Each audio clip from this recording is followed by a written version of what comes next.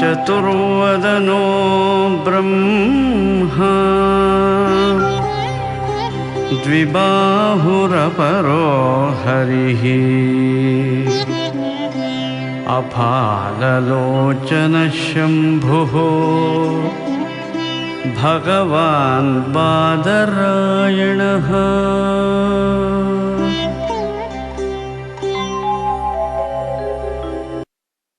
श्री गुरुभ्यो नमः। हरिः ओम्। अगजानन पद्मार्कम् गजाननमहर्निशम् अनेकदं तं भक्तानाम् एकदन्तमुपास्महे। गुरवे सर्वलोकानां भिषजे भवरोगिणां निधये सर्वविद्यानां दक्षिणामूर्तये नमः। शङ्करं शङ्कराचार्यं केशवं बादरायणम् सूत्रभाष्यकृतौ वन्दे भगवन्तौ पुनः पुनः। श्रुतिस्मृतिपुराणानाम् आलयं करुणालयं नमामि भगवत्पादं शङ्करं लोकशङ्करम्। भारती करुणापात्रम् भारती पदभूषणम् भारती पदमारूढम् भारती तीर्थमाश्रये। विद्या विनय संपन्नम् वीतरागं विवेकिनम् वन्दे वेदान्त तत्त्वज्ञम् विधुशेखर भारतीम्। सर्वात्मा सर्वदृग्योऽसौ सर्वाध्यासनिरासकृते सततं सन्निधत्तां मे हृदये परमशिवः। सूत्रभाष्य प्रणेतारौ वेदान्ताब्जप्रभाकरौ वन्दे परस्परात्मानौ बादरायण शङ्करौ। वन्दे तं सच्चिदानन्दं यतिवर्यं महामतिम् वेद वेदान्तसारज्ञं सद्गुरुं प्रणतोऽस्म्यहम्। श्रीगुरुं प्रणतोऽस्म्यहम्। सदाहं सम्प्रदायज्ञं संयमीन्द्रं सदाश्रयम् सद्गुरुं सच्चिदानन्दं सदाचारं समाश्रये। श्रीमच्छङ्कर भगवत् पूज्य पादमहासद्गुरुभ्यो नमः। श्री श्री सच्चिदानन्देन्द्र सरस्वती सद्गुरुपादुकाभ्यां नमः। नमो नमः सद्गुरुपादुकाभ्याम्। सद्गुरु भक्तರು ವೇದಾಂತ ಪ್ರಿಯರು ವೇದಾಂತಾರ್ಥ ಚಿಂತಕರು ಭಗವದ್ಭಕ್ತರು ವೇದಾಂತಿಗಳು ಆಗಿರುವ ಆತ್ಮೀಯ ಪ್ರೇಮಾತ್ಮ ಸ್ವರೂಪಿಗಳಾದ ತಮ್ಮೆಲ್ಲರಿಗೂ ಇಂದಿನ ಸುಪ್ರಭಾತವನ್ನು ಹೇಳುತ್ತಾ, ಇಂದು ಶ್ರೀ ಪರಾಭವನಾಮ ಸಂವತ್ಸರದಲ್ಲಿ ಉತ್ತರಾಯಣ ವಸಂತ ಋತು ವೈಶಾಖ ಮಾಸ ಕೃಷ್ಣ ಪಕ್ಷ ತ್ರಯೋದಶಿ ತಿಥಿ 2026ನೇ ಇಸವಿ ಮೇ ಮಾಹೆಯಲ್ಲಿ 15ನೇ ತಾರೀಖಿನ ಶುಕ್ರವಾರದ ಮಂಗಳ ಸುಪ್ರಭಾತವನ್ನು ತಮ್ಮೆಲ್ಲರಿಗೂ ತಿಳಿಸುತ್ತಾ ಇಂದಿನ ಸುಗಮ ವ್ಯಾಖ್ಯಾನ ಕಾರ್ಯಕ್ರಮಕ್ಕೆ ತಮ್ಮೆಲ್ಲರಿಗೂ ಹೃತ್ಪೂರ್ವಕವಾದ ಪ್ರೇಮಪೂರ್ವಕವಾದ ಸುಸ್ವಾಗತ. ಸುಗಮ ಗ್ರಂಥ ಕನ್ನಡದ ಪುಸ್ತಕದಲ್ಲಿ 198ನೇ ಪುಟ. ಪರವಾಗಿಲ್ಲ, ಅಂತೂ ಇಂತೂ 198 ಪುಟ ಅರ್ಥ ಮಾಡ್ಕೋತಾ ಬಂದಿದ್ದೇವೆ. ತತ್ರ 198ನೇ ಪುಟದಲ್ಲಿ 8ನೇ ಪಂಕ್ತಿ. ತತ್ರ ಪ್ರಮಾತೃತ್ವ ವಿಚಾರ ಭಾಷ್ಯ ಗ್ರಂಥಸ್ಯ ಅಯಮಾಶಯಃ. ಬಹಳ ಚೆನ್ನಾಗಿದೆ.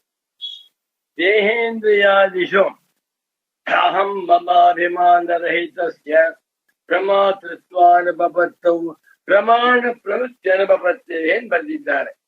ಇದಕ್ಕೆ ಹೆಸರು ಪ್ರಮಾತೃತ್ವ ವಿಚಾರ ಭಾಷ್ಯ ಗ್ರಂಥ.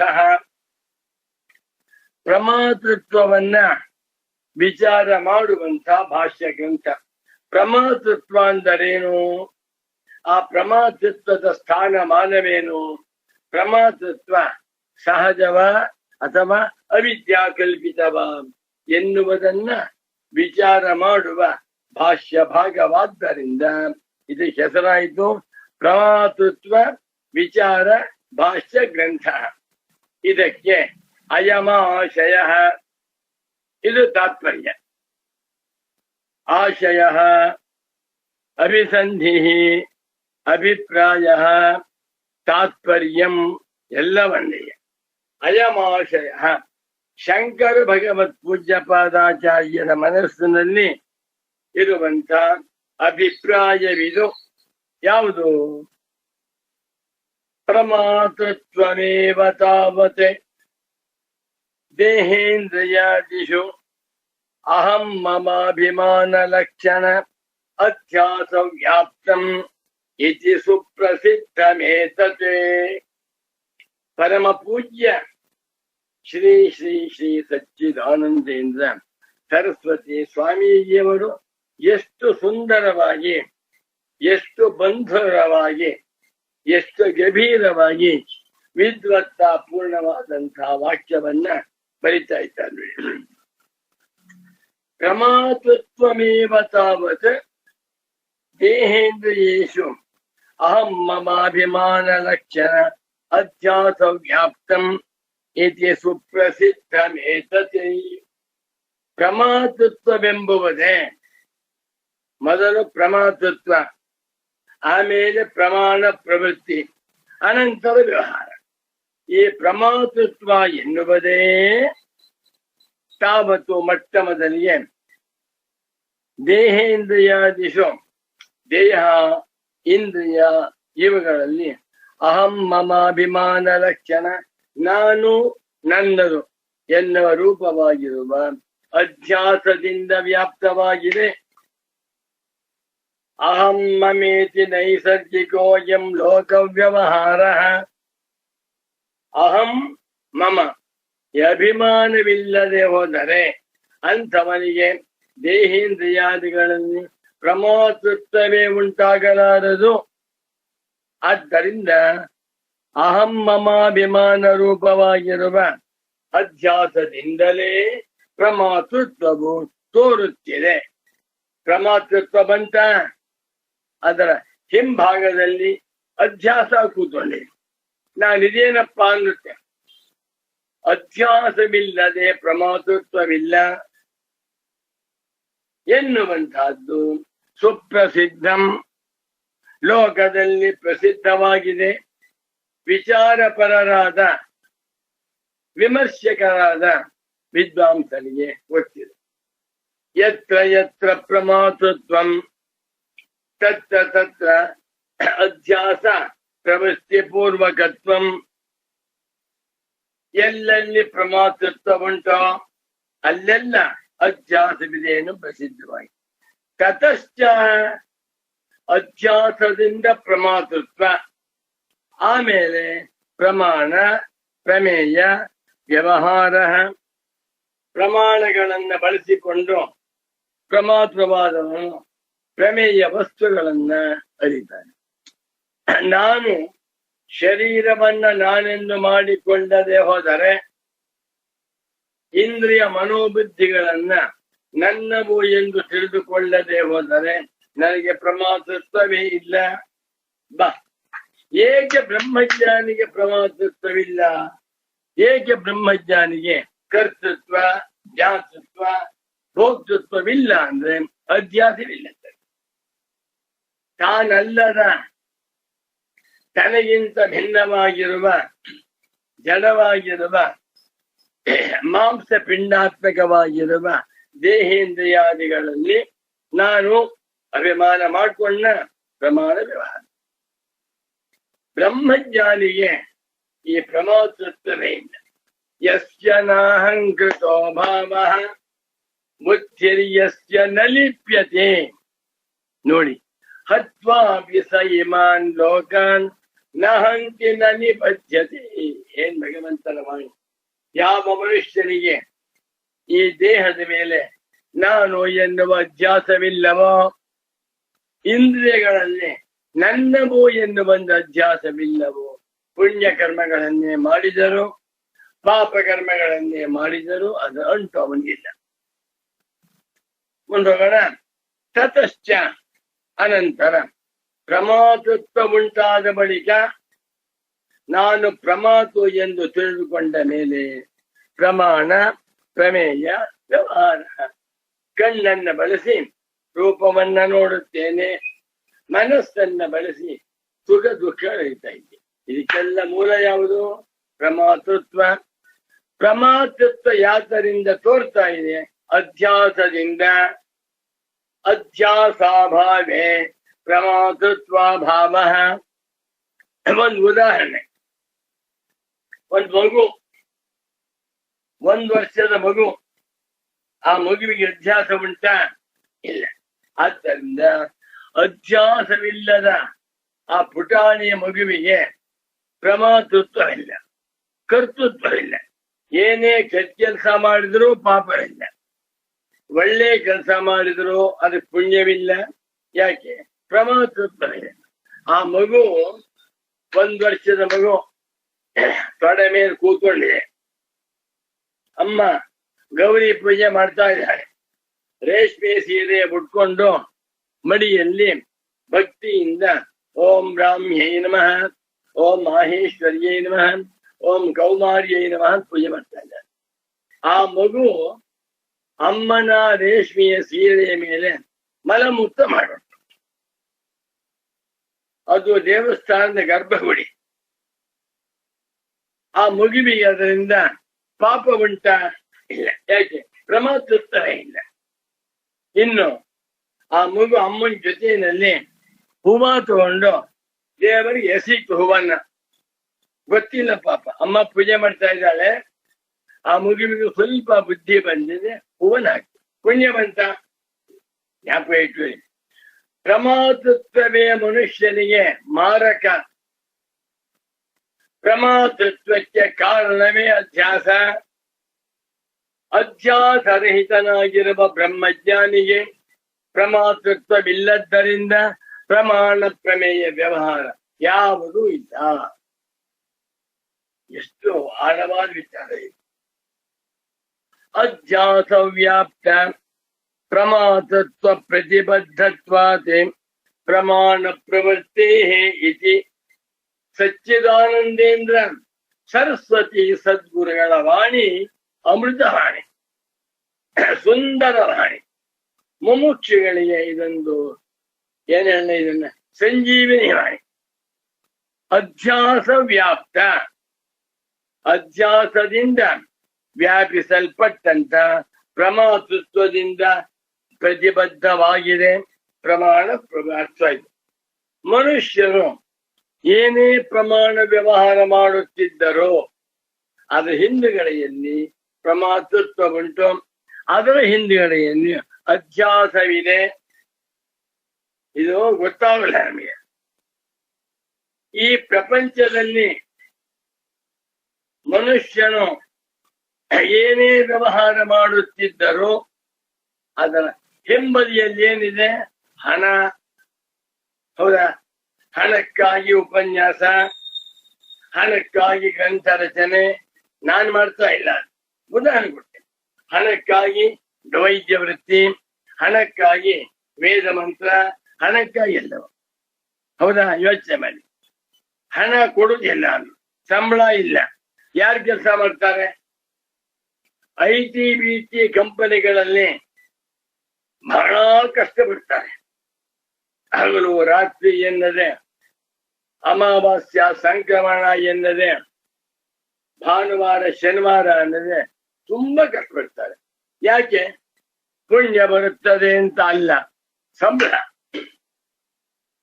5 ಲಕ್ಷ ಸಂಬಳ ಇತ್ತು, 8 ಲಕ್ಷ ಮಾಡ್ಬಿಟ್ಟು, 3 ಲಕ್ಷ ಜಾಸ್ತಿ ಆಯ್ತು.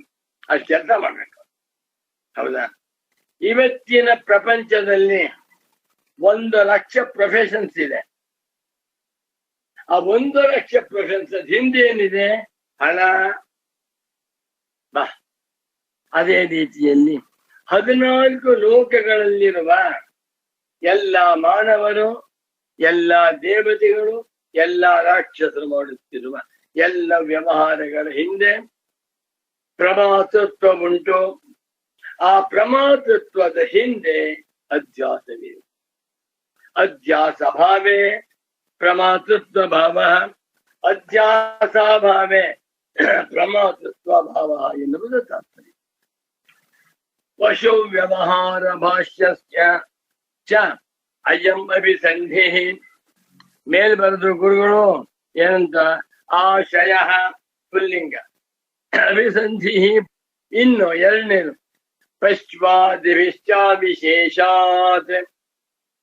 ಪಶ್ವಾದಿಗಳ ವ್ಯವಹಾರದಂತೆ ವಿದ್ವಾಂಸರಾದ ಮನುಷ್ಯರ ವ್ಯವಹಾರವೂ ಕೂಡ ಅಧ್ಯಾಸ ಪುರಸ್ಸರವಾಗಿದೆ ಎಂದು ಶಂಕರಾಚಾರ್ಯ. ಅದಕ್ಕೆ ಹೆಸರು ಪಶು ವ್ಯವಹಾರ ಭಾಷ್ಯ. ಪಶುಗಳ ವ್ಯವಹಾರವನ್ನು ಕುರಿತು ವಿಚಾರ ಮಾಡುವ ಗ್ರಂಥ. ಅದಕ್ಕೆ ಅಜಂಬವಿಸಂಧಿ ಇದು ತಾತ್ಪರ್ಯ. ಒಂದು ಪ್ರಮಾತೃತ್ವ ವಿಚಾರ ಭಾಷ್ಯ ಗ್ರಂಥ, ಎರಡನೆಯದು ಪಶು ವ್ಯವಹಾರ ಭಾಷ್ಯ ಗ್ರಂಥ. ಇದಕ್ಕೆ ಅಯಂ ಅಭಿಸಂಧಿ ಇಷ್ಟು ತಾತ್ಪರ್ಯ. ಯಾವುದು? ಬಹಳ ಸಂತೋಷವಾಗ್ತಾ ಇದೆ. ಆ ಗುರುಗಳ ವಾಕ್ಯವನ್ನು ಓದ್ತಾ ಇದ್ರೆ ನನಗೆ ಗುರುಗಳೇ ಪ್ರತ್ಯಕ್ಷವಾಗಿ ಬಂದು ನಿಂತ್ಕೊಂಡು ಈ ಪ್ರವಚನವನ್ನು ಕೇಳ್ತಾ ಮುದುಕರು. ಪಶು ವ್ಯವಹಾರ ಭಾಷ್ಯಕ್ಕೆ ಇಷ್ಟು ತಾತ್ಪರ್ಯ. ಮುಂದೆ ಏನು? ಪುರುಷಾಣಾಂ ಪ್ರವೃತ್ತಿ ನಿವೃತ್ತಿ ರೂಪ ವ್ಯವಹಾರ ಕರ್ತೃತ್ವ ಭೋಕ್ತೃತ್ವ ಅಧ್ಯಾಸ ಪೂರ್ವಕ ಏವ ದೃಶ್ಯತೆ. ಅವಿವೇಕಿತ್ವೇನ ಸಂಪ್ರತಿಪನ್ನ ಪಶ್ವಾದಿ ವ್ಯವಹಾರವತ್. ಎಷ್ಟು ಚೆಂದ ಇದೆ ವಾಕ್ಯ. ಈ ಸುಗಮ ವ್ಯಾಖ್ಯಾನವನ್ನ 1 ವರ್ಷ ಪ್ರತಿದಿನವೂ ಬಿಡದೆ ಓದ್ತಾ ಬಂದರೆ ಅಂಥವನಿಗೆ ಸಂಸ್ಕೃತ ಭಾಷೆ ಒಲಿಯುತ್ತೆ, ದೇವ ಭಾಷಾ ಅಂತ ಒಲಿಯುತ್ತೆ.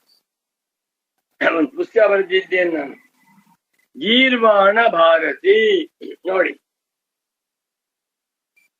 ಪುರುಷಾಣ ಸರ್ವೇಶಾಂ ಮನುಷ್ಯಾಣಂ. ಪುರುಷ ಅಂತ, ಪುರುಷ ಅಂದ್ರೆ ಬುದ್ಧಿವಂತರು, ಪುರುಷ ವಿವೇಕಿಗಳು, ಪುರುಷ ಧೀರರು, ಸಾಮಾನ್ಯರಲ್ಲ, ಮಹಾ ಪಂಡಿತೋತ್ತಮರನ್ನ ಪುರುಷ ಅಂತ ಕರೀತಾರೆ. ಅಂತ ಪುರುಷರ ಪ್ರವೃತ್ತಿ ನಿವೃತ್ತಿ ರೂಪ ವ್ಯವಹಾರ ಎರಡೇ. ಒಂದು ಪ್ರವೃತ್ತಿ, ಒಂದು ನಿವೃತ್ತಿ. ಎಲ್ಲಿ ದುಡ್ಡು ಸಿಕ್ಕುತ್ತದೆಯೋ ಅಲ್ಲಿ ಪ್ರವೃತ್ತಿ, ಎಲ್ಲಿ ಕೋರ್ಟು ಕೇಸು ಪೊಲೀಸ್ ಸ್ಟೇಷನ್ ಅಪರಾಧ ಅಂತಾರೆ ಅದರಿಂದ ನಿವೃತ್ತಿ. ಬುದ್ಧಿವಂತರಾದ ಯಾವುದೇ ಮನುಷ್ಯನು ಕಳ್ಳತನ ಮಾಡುವುದಕ್ಕೆ ಹೋಗುವುದಿಲ್ಲ. ಅವನಿಗೆ ಒಬ್ಬ ಬುದ್ಧಿವಂತ ಸೈಂಟಿಸ್ಟು, ನೊಬೆಲ್ ಲಾರಿಯೇಟ್, ಅವನಿಗೆ 4 ಜನ ಸ್ನೇಹಿತರಿದ್ದಾರೆ. ಹೇಳ್ಕೊಡ್ತಾರೆ, ಬಾರೋ ನಾವು ಕಳ್ಳತನಕ್ಕೆ ಹೊರಟಿದ್ದೇವೆ, ನೀನು ಬಾ, ಕಳ್ಳತನ ಮಾಡಿದ್ರೆ ನಿನಗೆ ಒಂದು 50% ಕೊಡ್ತೇವೆ ಅಂತಾರೆ. ಅದು 50 ಕೋಟಿ ಕಳ್ಳತನದ ವಿಚಾರ, 25 ಕೋಟಿ ಕೊಡ್ತೇವೆ ಅಂತ ಹೇಳಿ. ನಾ ಬರುದ ಬೇಡ, ನಿವೃತ್ತಿ. ನಾ ಕಳ್ಳತನ ಮಾಡುವುದಿಲ್ಲ, ಕಳ್ಳತನ ಮಾಡುವುದು ತಪ್ಪು. ಕಳ್ಳತನ ಮಾಡಿದ್ರೆ ಪೇಪರ್ನಲ್ಲಿ ಬರುತ್ತೆ, ಕಳ್ಳತನ ಮಾಡಿದ್ರೆ ಜೈಲಿಗೆ ಹೋಗ್ಬೇಕಾದ ತಪ್ಪ ಬರುವುದಿಲ್ಲ. ಅತ್ಯಾಚಾರ ಅನಾಚಾರ ಬರುವುದಿಲ್ಲ, ನಿವೃತ್ತಿ. ಇನ್ನು ಪ್ರವೃತ್ತಿ, ನಾವು ದೇವಸ್ಥಾನಕ್ಕೆ ಹೋಗ್ತಾ ಇದ್ದೀವಿ, ಬರ್ತೀರಾ? ನಾನು ಬರ್ತೇನೆ. ಆಶ್ರಮಕ್ಕೆ ಹೋಗ್ತಾ ಇದ್ದೀನಿ, ನಾನು ಬರ್ತೇನೆ. ಅಯೋಧ್ಯ ನಗರಿಗೆ ಹೋಗಿ ಶ್ರೀರಾಮಚಂದ್ರನ ದರ್ಶನವನ್ನು ಮಾಡ್ಕೊಂಡ್ ಬರ್ತಾ ಇದ್ದೆ, ಬರ್ತೀರಾ? ನಾನು ಬರ್ತೀನಿ. ಯೋಚನೆ ಮಾಡಿ, ಒಂದು ಪ್ರವೃತ್ತಿ, ಮತ್ತೊಂದು ಎರಡು. ಯಾಕೆ ಪ್ರವೃತ್ತಿ? ಪುರುಷಾಣ ವಿವೇಕಿನ ಬುದ್ಧಿಮತ ಅಂತವರ ಪ್ರವೃತ್ತಿ ನಿವೃತ್ತಿ ರೂಪವಾದ ವ್ಯವಹಾರವಿದೆಯಲ್ಲ, ಇದು ಕರ್ತೃತ್ವ ಭೋಕ್ತೃತ್ವ ಅಧ್ಯಾಸ ಪೂರ್ವಕ ಏವ. ಈ ಪ್ರವೃತ್ತಿಯೂ ಕೂಡ ಕರ್ತೃತ್ವ ಭೋಕ್ತೃತ್ವ ಅಧ್ಯಾಸದಿಂದಲೇ ಉಂಟಾಗ್ತಾ ಇದೆ. ನಿವೃತ್ತಿಯೂ ಕೂಡ ಕರ್ತೃತ್ವ ಭೋಕ್ತೃತ್ವ ರೂಪವಾಗಿರುವ ಅಧ್ಯಾಸ ಪೂರ್ವಕವಾಗಿಯೇ ಇದೆ. ನೋಡಿ, ಒಬ್ಬ ಮನುಷ್ಯ ಇದ್ದಾನೆ, ಅವನಿಗೆ ಅಷ್ಟು ಬುದ್ಧಿ ಇಲ್ಲ. ಅವನು ಕಳ್ತನ ಮಾಡಿ ಬರ್ತೀಯಾ ಅಂದ್ರೆ ಜೊತೆ ಬಂದ್ಬಿಡ್ತಾನೆ ಬೇಕಾದ್ರೆ. ಅವ ದಡ್ಡ ಕಳ್ಳತನ ಮಾಡುವಂತ ಸಹವಾಸ ಮಾಡ್ತಾನೆ, ದೇವಸ್ಥಾನಕ್ಕೆ ಹೋಗೋರ್ ಜೊತೆನೂ ಹೋಗ್ತಾನೆ. ಯಾಕೆ? ಅವ್ರಿಗೆ ಅಧ್ಯಾಸವಿಲ್ಲ, ಗೊತ್ತಿಲ್ಲಪ್ಪ. ಬುದ್ಧಿವಂತರಾದ ಮನುಷ್ಯರು ಪ್ರವೃತ್ತಿ ಮಾಡುವಾಗಲೂ ಅಧ್ಯಾಸ, ನಿವೃತ್ತಿ ಮಾಡುವಾಗಲೂ ಅಧ್ಯಾಸ. ಸ್ವಾರಸ್ಯ ನೋಡಿ, ಕರ್ತೃತ್ವ ಭೋಕ್ತೃತ್ವ ಅಧ್ಯಾಸ ಪೂರ್ವಕ ಏವ. ಬ್ರಹ್ಮಜ್ಞಾನಿಯಾಗಿ ಬಿಟ್ಟರೆ ಅವನಿಗೆ ಅಧ್ಯಾಸವಿಲ್ಲ. ಅಧ್ಯಾಸವಿಲ್ಲದ್ದರಿಂದ ಕರ್ತೃತ್ವವಾಗಲಿ ಭೋಕ್ತೃತ್ವವಾಗಲಿ ಇಲ್ಲ. ಕರ್ತೃತ್ವ ಭೋಕ್ತೃತ್ವಗಳು ಇಲ್ಲದ್ದರಿಂದ ಪ್ರವೃತ್ತಿ ಮಾಡಿದರು, ನಿವೃತ್ತಿ ಮಾಡಿದರಿಂದ ಪುಣ್ಯ ಪಾಪಗಳಂಟಿಲ್ಲ. ಇದು ವೇದಾಂತ. ಪುಣ್ಯವನ್ನು ಮಾಡಬೇಡ ಅಂತ ಹೇಳುವುದಿಲ್ಲ ಶಾಸ್ತ್ರ. ಪುಣ್ಯವನ್ನ ಮಾಡುವಾಗ ಅಧ್ಯಾಸ ಇಟ್ಕೊಳ್ಬೇಡ. ಒಂದು ವೇಳೆ ಪಾಪ ಕರ್ಮ ನಡೆದು ಹೋಯ್ತು ಅಂತ ಇಟ್ಕೊ, ಅಧ್ಯಾಸವಿಲ್ಲ. ವಾಕ್ಯ ಇನ್ನೊಮ್ಮೆ ಬರ್ತೇನೆ. ಸಚ್ಚಿದಾನಂದೇಂದ್ರ ಸರಸ್ವತಿ ಸದ್ಗುರುಗಳನ್ನು ಎಷ್ಟು ಸುಂದರವಾಗಿ ಮನೋಜ್ಞವಾಗಿ ಮುಮುಕ್ಷಗಳ ಮನಸ್ಸಿಗೆ ನಾಟುವಂತೆ ವಾಕ್ಯ ಬರೀತಾರೆ. ಪುರುಷಾಣಾಂ ಬುದ್ಧಿಮತಾಂ ವಿವೇಕವತಾಂ ಪ್ರವೃತ್ತಿ ರೂಪ ನಿವೃತ್ತಿ ರೂಪ ವ್ಯವಹಾರ. ಈ ವ್ಯವಹಾರವು ಕರ್ತೃತ್ವ ಭೋಕ್ತೃತ್ವ ಅಧ್ಯಾಸ ಪೂರ್ವಕ ಏವ ದೃಶ್ಯತೆ. ಅಧ್ಯಾಸ ಪೂರ್ವಕವಾಗಿಯೇ ಕಾಣ್ತಾ ಇದೆ. ಅವಿವೇಕಿತ್ವೇನ ಸಂಪ್ರತಿಪನ್ನ ಪಶ್ವಾದಿ ವ್ಯವಹಾರವತಿ. ಯಾವ್ದ್ರಂತೆ? ಅವಿವೇಕಿತ್ವೇನ ವಿವೇಕರಹಿತವಾದವುಗಳು ಎಂದು ಸಂಪ್ರತಿಪನ್ನ ಎಲ್ಲರೂ ತಿಳಿದುಕೊಂಡಿರುವಂತ ಪಶ್ವಾದಿ ವ್ಯವಹಾರ. ಹಸು ಇದೆ, ಹಸುವಿಗೆ ವಿವೇಕಿ ಅಂತ ಹೆಸರ, ಅವಿವೇಕಿ ಅಂತ ಹೆಸರ. ಅವಿವೇಕಿ ಮೊನ್ನೆ ಒಂದು ಗೃಹ ಪ್ರವೇಶಕ್ಕೆ ಹೋಗಿದ್ದೆ ನಾನು, ರಾಜೇಶ್ವರಿ. ಆ ಯಜಮಾನರಿಗೆ ತುಂಬಾ ಆಸ್ತಿಕ ಬುದ್ಧಿ. ಗೃಹ ಪ್ರವೇಶವಾಗುವಾಗ ಹಸುವನ್ನು ಕರೆಸಿ ಅದು ಪೂಜೆಯನ್ನು ಮಾಡಿ ಅನಂತರ ಗೃಹ ಪ್ರವೇಶ ಮಾಡಿದ್ದು ಸಂತೋಷವಾಯಿತು. ಆ ಹಸು ಮತ್ತು ಕರು ಎರಡೂ ಬಂದಿತ್ತು. ಅದಕ್ಕೆ ಶಾಸ್ತ್ರ ಅರ್ಚೆ ಯಾರೋ ಪುರೋಹಿತು ಪೂಜೆ ಮಾಡಿ ಅಂತ ಹೇಳಿದ್ರು. ಈ ದಂಪತಿಗಳು ಶ್ರದ್ಧಾ ಭಕ್ತಿಯಿಂದ ಅದು ಪೂಜೆ ಮಾಡಕ್ ಹೋದ್ರೆ ಅದು ಗುತ್ತಾ ಇದೆ. ಅದಕ್ಕೆ ಅರಿಶಿನ ಇಟ್ರು, ಕುಂಕುಮ ಇಟ್ರು, ಹೂಮಾಲೆ ಹಾಕಿದ್ರು, ಯಾವ್ದು ಬೇಡ. ಬಾಳೆಹಣ್ಣು ತಟ್ಟೆಯಲ್ಲಿ ಇಟ್ಕೊಂಡಿದ್ದಾರೆ, ಬಾಳೆಹಣ್ಣು ಕೊಡ್ತಾ ಇಲ್ಲ. ಯಾಕೆಂದ್ರೆ ಎಲ್ಲ ಪೂಜೆ ಆದ್ಮೇಲೆ ನೈವೇದ್ಯ. ಪುರೋಹಿತ ಹೇಳಿದ್ರು, ಇಲ್ಲಪ್ಪ ಇವಾಗ ಕೊಡುವ ಹಾಗಿಲ್ಲ, ಪೂಜೆ ಆದ್ಮೇಲೆ ಕೊಡ್ಬೇಕು, ಅಭಿಷೇಕ ಅಂತ ಮೈ ಮೇಲೆ ಕಾಲ್ ಮೇಲೆ ನೀರ್ ಹಾಕಿದ್ರು ಅದು ಅಲ್ಲಾಡ್ತಾ ಇದೆ ಹಸು. ಕೋಪದಿಂದ ಗುದ್ದು ಬರ್ತಾ ಇದೆ. ಬಾಳೆಹಣ್ಣು ಕೊಡಿ, ಇಲ್ಲ ಇವಾಗ ಕೊಡ್ಬಾರ್ದು, ಬಾಳೆಹಣ್ಣನ್ನ ಆಮೇಲೆ ಕೊಡ್ಬೇಕು ಅಂತ ದಡ್ತಾರ. ಪಾಪ ಹಸುವಿಗೆ ಬುದ್ಧಿ ಇಲ್ಲ. ಅದು ಬೇಕು, ನಿಮ್ಮ ಪೂಜೆ ಬೇಡ, ಅದಕ್ಕೆ ಅರಿಶಿನ ಕುಂಕುಮ ಬೇಡ, ಅಭಿಷೇಕ ಬೇಡ, ಮಂಗಳಾರತಿ ಬೇಡ, ತಿಲ್ಕಾನು ಬೇಡ, ಬೇಕಾದ್ದೇನು ಬಾಳೆಹಣ್ಣು.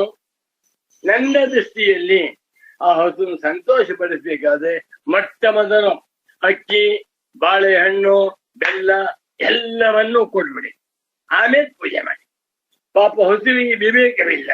ಪೂಜೆ ಮಾಡ್ತಾ ಇದ್ದಾರೆ ಇವರು, ಮಡಿಯಲ್ಲಿ ಬಂದಿದ್ದಾರೆ ದಂಪತಿಗಳು. ಪೂಜೆ ಆದ್ಮೇಲೆ ನಾನು ಬಾಳೆಹಣ್ಣು ತಿನ್ಬೇಕು ಅನ್ನುವಂತ ಬಾಳೆಹಣ್ಣು ಕಾಣಿಸ್ತಾ ಇದ್ರೆ ನುಗ್ಗು ಬರ್ತಾ ಇದೆ ಒಳಗೆ. ಯಾಕೆ? ಅವಿವೇಕ, ವಿವೇಕವಿಲ್ಲ. ನಾನು ನಮ್ಮ ಮನೆಗಂತೂ ಪ್ರತಿದಿನ ಹಸು ಬರ್ತಾ ಇರುತ್ತೆ, ತುಂಬಾ ಬಾಳೆಹಣ್ಣಿರುತ್ತೆ. ಬಾಳೆಹಣ್ಣಿನೆಲ್ಲ ಹಸುವಿಗೆ ಕೊಡ್ರಿ, ಬಂದ್ ಕೂಡಲೇ ಬಾಳೆಹಣ್ಣು ಕೊಟ್ಬಿಡ್ತಾರೆ, ಆಮೇಲೆ ಪೂಜೆ. ಅದು ಪೂಜೆ ಬೇಡ, ನನಗ್ ಪೂಜೆ ಬೇಕು, ನಾನು ವಿವೇಕಿ, ಹಸು ಅವಿವೇಕಿ. ಬೈತಾರೆ ಗುರುಗಳು, ಅವಿವೇಕಿತ್ವೇನ ಅವಿವೇಕಿಗಳು ವಿವೇಕವಿಲ್ಲದ ಪಶುಗಳು ಎಂದು ಸಂಪ್ರತಿಪನ್ನ. ಎಲ್ಲರಿಗೂ ಗೊತ್ತಾಗಿದೆ ಯಾವುದು ಪಶ್ವಾದಿಗಳು. ಅವುಗಳ ವ್ಯವಹಾರದಂತೆ ಹಸುವಿಗೆ ಬಾಳೆಹಣ್ಣು ಬೇಕು, ಹಸುವಿಗೆ ಕೋಲ್ ದೊಣ್ಣೆ ಏಟ್ ಬೇಡ. ಇದು ದೊಣ್ಣೆ ಹೊಡಿತಾರೆ ಪಾಪ. ಯಾಕೆ? ತಡ್ಕೋ, ಆಮೇಲೆ ಕೊಡ್ತೀನಿ ಬಾಳೆಹಣ್ಣ, ಬೇಡ ಇವಾಗಲೇ ಕೊಡು ಅನ್ನತ್ತೆ. ಅದು ಬುದ್ಧಿ ಇದೆಯಾ? ಬುದ್ಧಿ ಉಳ್ಳಂತ ಮನುಷ್ಯರು ದೇವ್ರ ಪೂಜೆ ಮಾಡುವಾಗ ಷೋಡಶೋಪಚಾರ ಪೂಜೆಯನ್ನ ಮಾಡುತ್ತಾ ಧೂಪಮಾಗ್ರಾಪಯಾಮಿ, ದೀಪಂ ದರ್ಶಯಾಮಿ, ಆಮೇಲೆ ನೈವೇದ್ಯ. ನಾ ಬುದ್ಧಿವಂತ. ಹಸುವಿಗೆ ಮೊದಲು ನೈವೇದ್ಯ, ಮಂತ್ರ ಬೇಡ, ಮಡಿ ಬೇಡ, ಮೈಲಿಗೆ ಬೇಡ, ಬಾಳೆಹಣ್ಣಿದ್ರೆ ತಿನ್ನಕ್ ಪ್ರವೃತ್ತವಾಗುತ್ತೆ. ಕೋಲ್ ತಗೊಂಡು ಬಂದ ಪಾಪ ಇದ್ದು ಎಷ್ಟು ಜನ ಬರೀತಾರೆ ಗುರು. ಪುರುಷರ ಪ್ರವೃತ್ತಿ ನಿವೃತ್ತಿ ರೂಪವಾಗಿರುವ ವ್ಯವಹಾರವು ಕರ್ತೃತ್ವ ಭೋಕ್ತೃತ್ವ ರೂಪವಾದ ಅಧ್ಯಾಸ ಪೂರ್ವಕವಾಗಿಯೇ ಕಾಣಿಸ್ತಾ ಇದೆ. ಯಾವುದರಂತೆ? ಪಶ್ವಾದಿ ವ್ಯವಹಾರವತಿ, ಪಶು ಮುಂತಾಗಿರುವ ವ್ಯವಹಾರದಂತೆ. ಬಹಳ ಸಂತೋಷ. ಆಂಜನೇಯನ ಪೂಜೆ ಮಾಡ್ತಾ ಇದ್ದಾರೆ. ಪ್ರತ್ಯಕ್ಷವಾಗಿ 4 ಕಪಿಗಳು ಬಂದ್ಬಿಟ್ಟು, ಸುಂದರವಾಗಿರುವಂತಹ ದೊಡ್ಡ ಕಪಿಗಳು.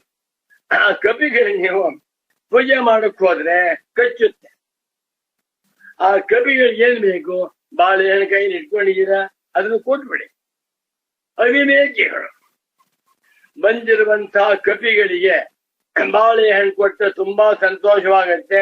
ಪೂಜೆ ಮಾಡದೇ ಇದ್ರೂ ಪರವಾಗಿಲ್ಲ. ಯಾಕೆ? ವಿವೇಕವಿಲ್ಲ.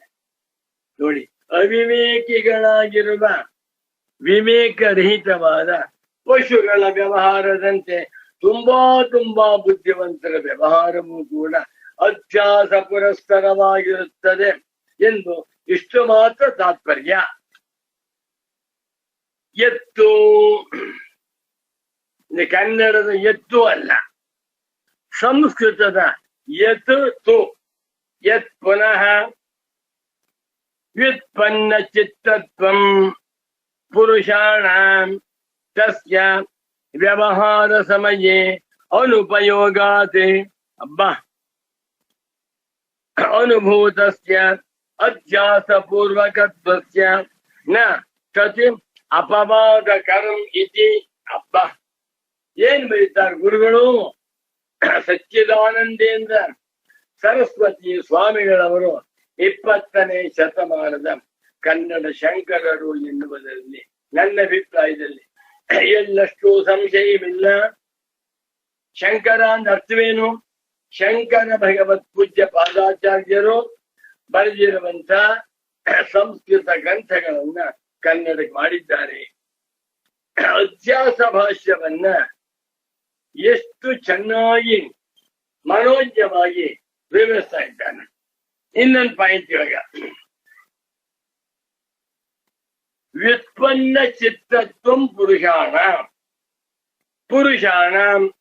ಪುರುಷರು, ಈ ಪುರುಷ ಅಂದ್ರೆ ಗಂಡಸರು ಅಂತ ಅರ್ಥ ಮಾಡುವ ಮಾನವರು ಅಂತ ಅರ್ಥ, ಗಂಡಾಗಲಿ ಹೆಣ್ಣಾಗಲಿ ಅಂತ ಪುರುಷರು ವ್ಯುತ್ಪನ್ನ ಚಿತ್ತ MSc PhD ಮಾಡಿದ್ದಾರೆ. ಇನ್ನೊಬ್ರು ಹೆಂಗಸರು ಅವರು ಒಂದು ಒಳ್ಳೆ ವಿದ್ಯಾವಂತರಾಗಿ MSc PhD ಮಾಡಿಕೊಂಡು ಪ್ರೊಫೆಸರ್ ಆಗಿದ್ದಾರೆ. ಅವ್ರ ಏನ್ ಹೆಸರು? ವ್ಯುತ್ಪನ್ನ ಚಿತ್ತ. ವ್ಯುತ್ಪನ್ನಂ ಚಿತ್ತಂ ಯೇಷಾಂ ತೇ ವ್ಯುತ್ಪನ್ನ ಚಿತ್ತ ತೇಷಾಂ ಭಾವಃ ವ್ಯುತ್ಪನ್ನ ಚಿತ್ತತ್ವಂ. Highly educated, highly cultured, highly placed ವ್ಯುತ್ಪನ್ನ ಚಿತ್ತರು. ಸ್ವಾಮಿ ತುಂಬಾ ಬುದ್ಧಿವಂತರಾಗಿದ್ದಾರಲ್ಲ, ತುಂಬಾ ಓದ್ಕೊಂಡಿದ್ದಾರಲ್ಲ, ಸಂತೋಷ. ಅದು ಪುರುಷಾಣ ವ್ಯುತ್ಪನ್ನ ಚಿತ್ತತ್ವಂ. ಪುರುಷರು ವ್ಯುತ್ಪನ್ನ ಚಿತ್ತರಾಗಿರುವಂತಹ ವಿಚಾರ ತಸ್ಯ ವ್ಯವಹಾರ ಸಮಯೇ ಅನುಪಯೋಗಾತ್. ವ್ಯವಹಾರವನ್ನ ಮಾಡುವಾಗ ಅವರ MSc PhD CEO ಪೋಸ್ಟ್ ಯಾವುದು ಉಪಯೋಗ ಬರಲಿಲ್ಲ. ಹೋಟ್ಲು ಹೋಗ್ತಾನೊಬ್ಬ ತುಂಬಾ ಬುದ್ಧಿವಂತನಾಗಿರುವಂತ ಪ್ರೊಫೆಸರ್. ಹೋಟ್ಲು ಹೋಗ್ಬಿಟ್ಟು ಇಡ್ಲಿ ಕೊಡಪ್ಪ ಅಂತಾನೆ, ಇಡ್ಲಿ ಕೊಟ್ಟ. ಚಟ್ನಿ ಹಾಕು ಅಂತಾನೆ, ಚಟ್ನಿ ಹಾಕ್ತ. ಚಟ್ನಿ ಹಾಕುವಾಗ ಸಂತೋಷನ್ ತಿಂತಾನೆ. ಕೊಳೆತ ಬಾಳೆಹಣ್ಣು ಹಾಕ್ಬಿಟ್ಟ, ಬಾಳೆಹಣ್ಣು ಕೊಳೆತ ಹಾಕ್ಬಿಟ್ಟ. ಹೈ ಬೇಡ ಅಂತ ಬಿಸಾಕ್ತಾನೆ. ಇಡ್ಲಿ ಚಟ್ನಿಯನ್ನ ಸಂತೋಷವಾಗಿ ತಿನ್ನುವುದ ಪ್ರವೃತ್ತನಾದ. ಕೊಳೆತ ಬಾಳೆಹಣ್ಣು ಹಾಕುವಾಗ ನಿವೃತ್ತ ಬೇಡ ಅಂತ. ಆ ಊಟವನ್ನ ಮಾಡುವಾಗ ಅವನು MSc PhD ಮಾಡಿದ್ದಾನೆ, ದೊಡ್ಡ ಕಂಪನಿಯಲ್ಲಿ CEO ಆಗಿದ್ದಾನೆ ಎನ್ನುವಂತ ಬೇಕಾಗಿಲ್ಲ. ಎಷ್ಟೇನಾಯ್ತ ನೋಡಿ. ವ್ಯುತ್ಪನ್ನ ಚಿತ್ತತ್ವಂ. ತುಂಬಾ ಬುದ್ಧಿವಂತನಾಗಿ ತುಂಬಾ ಓದ್ಕೊಂಡು ತುಂಬಾ ಗ್ರಂಥಗಳು ಬರೆದಿದ್ದಾನೆ ಅಂತಿತ. ಇದು ವ್ಯವಹಾರ ಮಾಡುವಾಗ ಬೇಕಾಗಿಲ್ಲ. ಈ ಸುಬ್ರಾಜ ಶರ್ಮಾ ಅವರಿಗೆ 60-70 ಪ್ರಶಸ್ತಿಗಳು ಬಂದಿವೆಯಂತೆ. ಅವರು ಇವತ್ತಿನವರೆಗೆ 1 ಲಕ್ಷ ಉಪನ್ಯಾಸ ಮಾಡಿದ್ದಾರಂತೆ. ಅವರು 195 ಪುಸ್ತಕ ಬರೆದಿದ್ದಾರಂತೆ. ಬಹಳ ಬಹಳ ದೊಡ್ಡವರು, ವಿಶ್ವವಿಖ್ಯಾತವಾಗಿದ್ದ ಸಂತೋಷ. ಒಂದು ಊಟಕ್ಕೆ ಹೋದಾಗ, ಗೃಹ ಪ್ರವೇಶಕ್ಕೆ ಊಟಕ್ಕೆ ಹೋದಾಗ, ಅಥವಾ ನಮ್ಮ ಮನೆಯಲ್ಲಿ ಪ್ರತಿ ದಿವಸ ಊಟ ತಿಂಡಿ ಮಾಡುವಾಗ ಯಾವುದು ಬೇಕಾಗಿದೆ. ಹೊಟ್ಟೆ ಹಸಿತಾ ಇದೆ, ಊಟ ಮಾಡ್ತೀನಿ. ಊಟ ಮಾಡುವಾಗ ರಾಜೇಶ್ವರಿ ಗೊಜ್ಜು ಮಾಡಿದಾಳೆ, ತುಂಬಾ ಇಷ್ಟ ಇದೆ ಹಾಕು ಅಂತೀನಿ. ಹಸಿ ಮೆಣಸಿನ್ಕಾಯಿ ಹಾಕ್ಬಿಟ್ಟು ಚಟ್ನಿ ಮಾಡಿದೆ, ಬೇಡ ಬೇಡ ಅಂತೇನೆ. ಇಷ್ಟಾನಿಷ್ಟ ನೋಡಿ. ಗೊಜ್ಜು ಹಾಕಿದಾಗ ಸಂತೋಷವಾಗಿ ತಿಂತಾ ಇದ್ದೇನೆ. ಹಸಿ ಮೆಣಸಿನ್ಕಾಯಿ ಚಟ್ನಿ ಹಾಕಿದ್ರೆ ಬೇಡ ಬೇಡ ಅಂತ ನಿವೃತ್ತನಾಗ್ತಾ ಇದ್ದೇನೆ. ಸ್ವಾಮಿ ತುಂಬಾ ಬುದ್ಧಿವಂತಲ್ವೇ ನೀವು?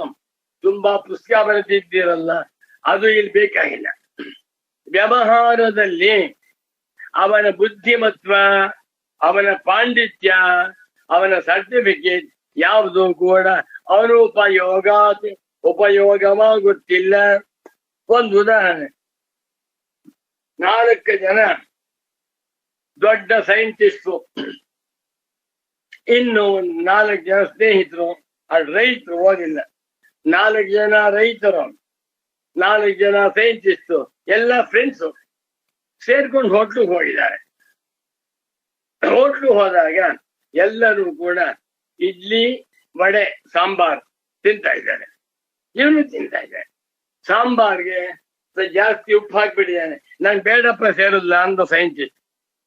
ಸಾಂಬಾರ್ ತುಂಬಾ ಚೆನ್ನಾಗಿದೆ, ವಡೆ ಚೆನ್ನಾಗಿದೆ, ಇಡ್ಲಿ ಇನ್ನೊಂದು ಇಡ್ಲಿ ಹಾಕು ಅಂದ.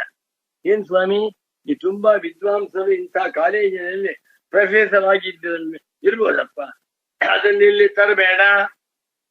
ಹೋಟೆಲಿಗೆ ಹೋಗಿ ಸ್ನೇಹಿತರ ಜೊತೆಯಲ್ಲಿ ತಿಂಡಿ ತಿನ್ನುವಾಗ ಅವನ ಪಾಂಡಿತ್ಯ, ವ್ಯುತ್ಪನ್ನ ಚಿತ್ತತ್ವ ಯಾವುದು ಕೂಡ ಉಪಯೋಗವಿಲ್ಲ. ವ್ಯುತ್ಪನ್ನ ಚಿತ್ತತ್ವಂ ಪುರುಷಾಣ ಏನುಂಟೋ, ಪುರುಷರ ವ್ಯುತ್ಪನ್ನ ಚಿತ್ತತ್ವ ಅಂತ ಏನುಂಟೋ ತಸ್ಯಾದು ವ್ಯವಹಾರ ಸಮಯೇ, ವ್ಯವಹಾರದ ಸಮಯದಲ್ಲಿ ಅವನು ಉಪಯೋಗ.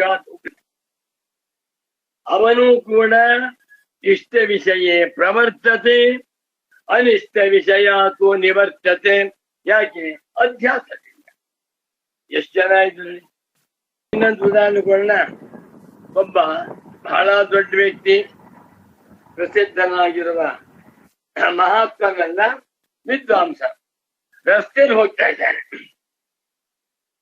ಇದ್ದಾಗ ಚಿನ್ನದ ಸರ ಕಾಣಿಸ್ತಾ ಇದೆ. ಬಂಗಾರ, ನಿಜವಾದ ಬಂಗಾರದ ಸರ. ರಸ್ತೆಯಲ್ಲಿ ಹೋಗ್ತಾ ಇದ್ದಾನೆ, ಕಣ್ಣು ಬಿತ್ತು, ಹತ್ರಕ್ಕೆ ಹೋಗ್ತಾನೆ, ತಗೋತಾನೆ, ಟೆಸ್ಟ್ ಮಾಡ್ತಾನೆ. ಪ್ರವೃತ್ತಿ. ರಸ್ತೆಯಲ್ಲಿ ಹೋಗ್ತಾ ಇದ್ದಾನೆ, ಆ ಕಡೆಯಿಂದ ಒಂದು ಹಾವು ಬರ್ತಾ ಇದೆ, ನಾಗರ ಹಾವು. ನೋಡ್ದ, ತಿರುಗಿ ಬಂದು ವಾಪಸ್ ಬಂದ್ಬಿಟ್ಟು. ಯಾಕೆ? ಹಾವು. ಅವನು ಎಷ್ಟೇ ದೊಡ್ಡ ಪಂಡಿತೋತ್ತಮನಾಗಿದ್ದಾರೋ ಅದಕ್ಕೂ ವ್ಯವಹಾರಕ್ಕೂ ಸಂಬಂಧ ಇದೆ. ಬಹಳ ಚೆನ್ನಾಗಿದೆ. ಎತ್ತು ವ್ಯುತ್ಪನ್ನ ಚಿತ್ತತ್ವಂ ಪುರುಷಾಣ ತಸ್ಯ ವ್ಯವಹಾರ ಸಮಯ ಅನುಪಯೋಗಾತ್, ಯಾವ ಉಪಯೋಗವೂ ಇಲ್ಲ. ಅನುಭೂತಸ್ಯ ಅಧ್ಯಾಸ ಪೂರ್ವಕತ್ವಸ್ಯ, ಏನ್ ಅನುಭವಿಸ್ತಾ ಇದ್ದಾನೋ ಪ್ರವೃತ್ತಿ ನಿವೃತ್ತಿ, ಇದು ಅಧ್ಯಾಸ ಪೂರ್ವಕವಾಗಿದೆ ಎನ್ನುವಂತಹದ್ದು. ನ ತತ್ ಅಪವಾದಕರಂ. ಅವನ ಪಾಂಡಿತ್ಯ, ಅವನ ವಿದ್ವತ್ತ, ಅವನ ಅಧಿಕಾರ ಈ ವ್ಯವಹಾರದಲ್ಲಿ ಎಲ್ಲರಂತೆ ನಡೀತಾ ಇದೆಯೇ ಹೊರತು ಆ ಪಾಂಡಿತ್ಯವು ಇವನ ಅಧ್ಯಾಸವನ್ನ ತಳ್ಳಿ ಹಾಕ್ತಾ ಇಲ್ಲ. ವೇದಾಂತದ ಹೇಳುತ್ತಿರುವಂತಹ ಅಧ್ಯಾಸ ಸಾರ್ವತ್ರಿಕವಾಗಿದೆ. ಎಷ್ಟು ಚೆನ್ನಾಗಿ ಬರೀತಾ ಇದ್ದಾನೆ ನೋಡ್ರಿ, ತುಂಬಾ ಸಂತೋಷವಾಗಿದೆ. ಶಾಸ್ತ್ರೋದಾಹರಣ ಭಾಷ್ಯಸ್ಯ ಪುನಃ ಇದಮಾಕೂತ. ಎರಡಾಯ್ತು. ಒಂದು ಪ್ರಮಾತೃತ್ವ ವಿಚಾರ, ಎರಡು ಪಶ್ವಾದಿ ವ್ಯವಹಾರ ಬಂತು. ಮೂರನೇದು ಶಾಸ್ತ್ರೋದಾಹರಣ ಭಾಷ್ಯಂ. ಸರ್ವಾಣಿ ಚ ಶಾಸ್ತ್ರಾಣಿ ಅವಿದ್ಯಾಂ ಪುರಸ್ಕೃತ್ಯ ಪ್ರವೃತ್ತಾನಿ. ಇದಕ್ಕೆ ಹೆಸರೇನು? ಶಾಸ್ತ್ರ ಉದಾಹರಣ ಭಾಷ್ಯ. ಶಾಸ್ತ್ರವನ್ನ ಉದಾಹರಣೆ ಮಾಡುವಂತ ಭಾಷ್ಯ. ಇದಕ್ಕೆ ಇದಂ ಆಕೂತಂ, ಇದು ಅಭಿಪ್ರಾಯ. 3 ಪದ ಬಳಸಿದ್ದಾರೆ. ಆಕೂತಂ, ಅಭಿಸಂಧಿ, ಆಶಯ, ಅಭಿಪ್ರಾಯ ಎಲ್ಲ ಸಿನಾನಿ. ಇದಮಾಕೂತಂ, ಭಾಷ್ಯಕಾರ ಶಂಕರರು ಅವಿದ್ಯಾಂ ಪುರಸ್ಕೃತ್ಯ ಸರ್ವಾಣಿ ಚ ಶಾಸ್ತ್ರಾಣಿ ಪ್ರವೃತ್ತಾನಿ ಬರೆದಿದ್ದಾರಲ್ಲ, ಆ ವಾಕ್ಯಕ್ಕೆ ಇದು ತಾತ್ಪರ್ಯ. ಇಷ್ಟು ತಾತ್ಪರ್ಯ ಏನು? ಸರ್ವಾಣಿ ಚ ಶಾಸ್ತ್ರಾಣಿ ಶಾಸನ ಬೋದ್ಧಾರಂ ಅಧ್ಯಸ್ಥ ಸಂಸಾರಿ ಭಾವಮೇವ ಅಧಿಕಾರಿಣಂ ಅಪೇಕ್ಷಂತೆ ಇತಿ ಪ್ರಸಿದ್ಧಮೇವ ಇತಿ. ಇನ್ನು ಬೇಕಾದಷ್ಟು ಶಾಸ್ತ್ರವಾಕ್ಯವಿದೆ. ಯಜ್ಞವನ್ ಮಾಡಬೇಕು, ಯಾಗವನ್ ಮಾಡಬೇಕು, ಶಾಂತಿ ಮಾಡ್ಕೋಬೇಕು, ಗೃಹ ಪ್ರವೇಶ ಮಾಡಬೇಕು, ದೇವಸ್ಥಾನ ಇತ್ಯಾದಿ ಇತ್ಯಾದಿಗಳು. ಈ ಎಲ್ಲಾ ಶಾಸ್ತ್ರವಾಕ್ಯಗಳು ಕೂಡ ಸರ್ವಾಣಿ ಚ ಶಾಸ್ತ್ರಾಣಿ, ಆ ಶಾಸ್ತ್ರಗಳು ಶಾಸನ ಬೋದ್ಧಾರಂ, ಶಾಸ್ತ್ರದಲ್ಲಿ ಹೇಳಿರುವ ಶಾಸನ, ಆ ಒಂದು ವಿಧಿ ನಿಷೇಧಗಳನ್ನ, ಬೋದ್ಧಾರಂ, ಯಾವ ಮನುಷ್ಯ ತಿಳಿದುಕೊಳ್ಳುತ್ತಿದ್ದಾನೆಯೋ ಅಂಥವನು ಅಧ್ಯಸ್ಥ ಸಂಸಾರಿ ಭಾವ. ನಾನು ಅಧ್ಯಾಸ ಮಾಡಿಕೊಂಡು ನಾನೊಬ್ಬ ಸಂಸಾರಿ, ನಾನೊಬ್ಬ ಗೃಹಸ್ಥ, ನನಗೆ ಒಳ್ಳೇದಾಗ್ಬೇಕು, ಶಾಸ್ತ್ರದಲ್ಲಿ ಇಂಥ ವಿಚಾರವನ್ನು ಹೇಳಿದೆ ಮಾಡಬೇಕು ಅಂತ ತನ್ನನ್ನ ಸಂಸಾರಿ ಎನ್ನುವಂತ ಭಾವದಿಂದ ಮಾಡಿಕೊಂಡಿರುವಂತವನನ್ನೇ ಎಲ್ಲಾ ಶಾಸ್ತ್ರಗಳು ಕೂಡ ಅಪೇಕ್ಷಿಸುತ್ತವೆ. ಮನುಸ್ಮೃತಿ ಇದೆ, ಪಂಚಾಂಗ ಇದೆ. ಪಂಚಾಂಗ ಪ್ರತಿಯೊಬ್ಬರ ಮನೆಯಲ್ಲಿ ಇದೆ. ಇವತ್ತು ಏಕಾದಶಿ ಬಂತು, ಅಷ್ಟಮಿ ಬಂತು, ಅಮಾವಾಸ್ಯ ಬಂತು, ಸಂಕ್ರಮಣ ಬಂತು, ತರ್ಪಣ ಕೊಡ್ಬೇಕು, ನಾ ಸಂಸಾರಿ ಅಂತ ತಿಳಿದುಕೊಳ್ಳದೆ ಹೋದರೆ ಯಾರಿಗೆ ತರ್ಪಣ ಕೊಡ್ಬೇಕು? ಸೂರ್ಯನೂ ನಾನೇ, ಗ್ರಹಗಳು ನಾನೇ, ಚಂದ್ರನು ನಾನೇ, ಪಂಚಭೂತಗಳು ನಾನೇ ಎಂದು ತಿಳಿದಿರುವ ಬ್ರಹ್ಮಜ್ಞಾನಿ ಯಾರಿಗೆ ತರ್ಪಣವನ್ನು ಕೊಡಬೇಕು? ಬಹಳ ಚೆನ್ನಾಗಿದೆ ಅಲ್ವೇ?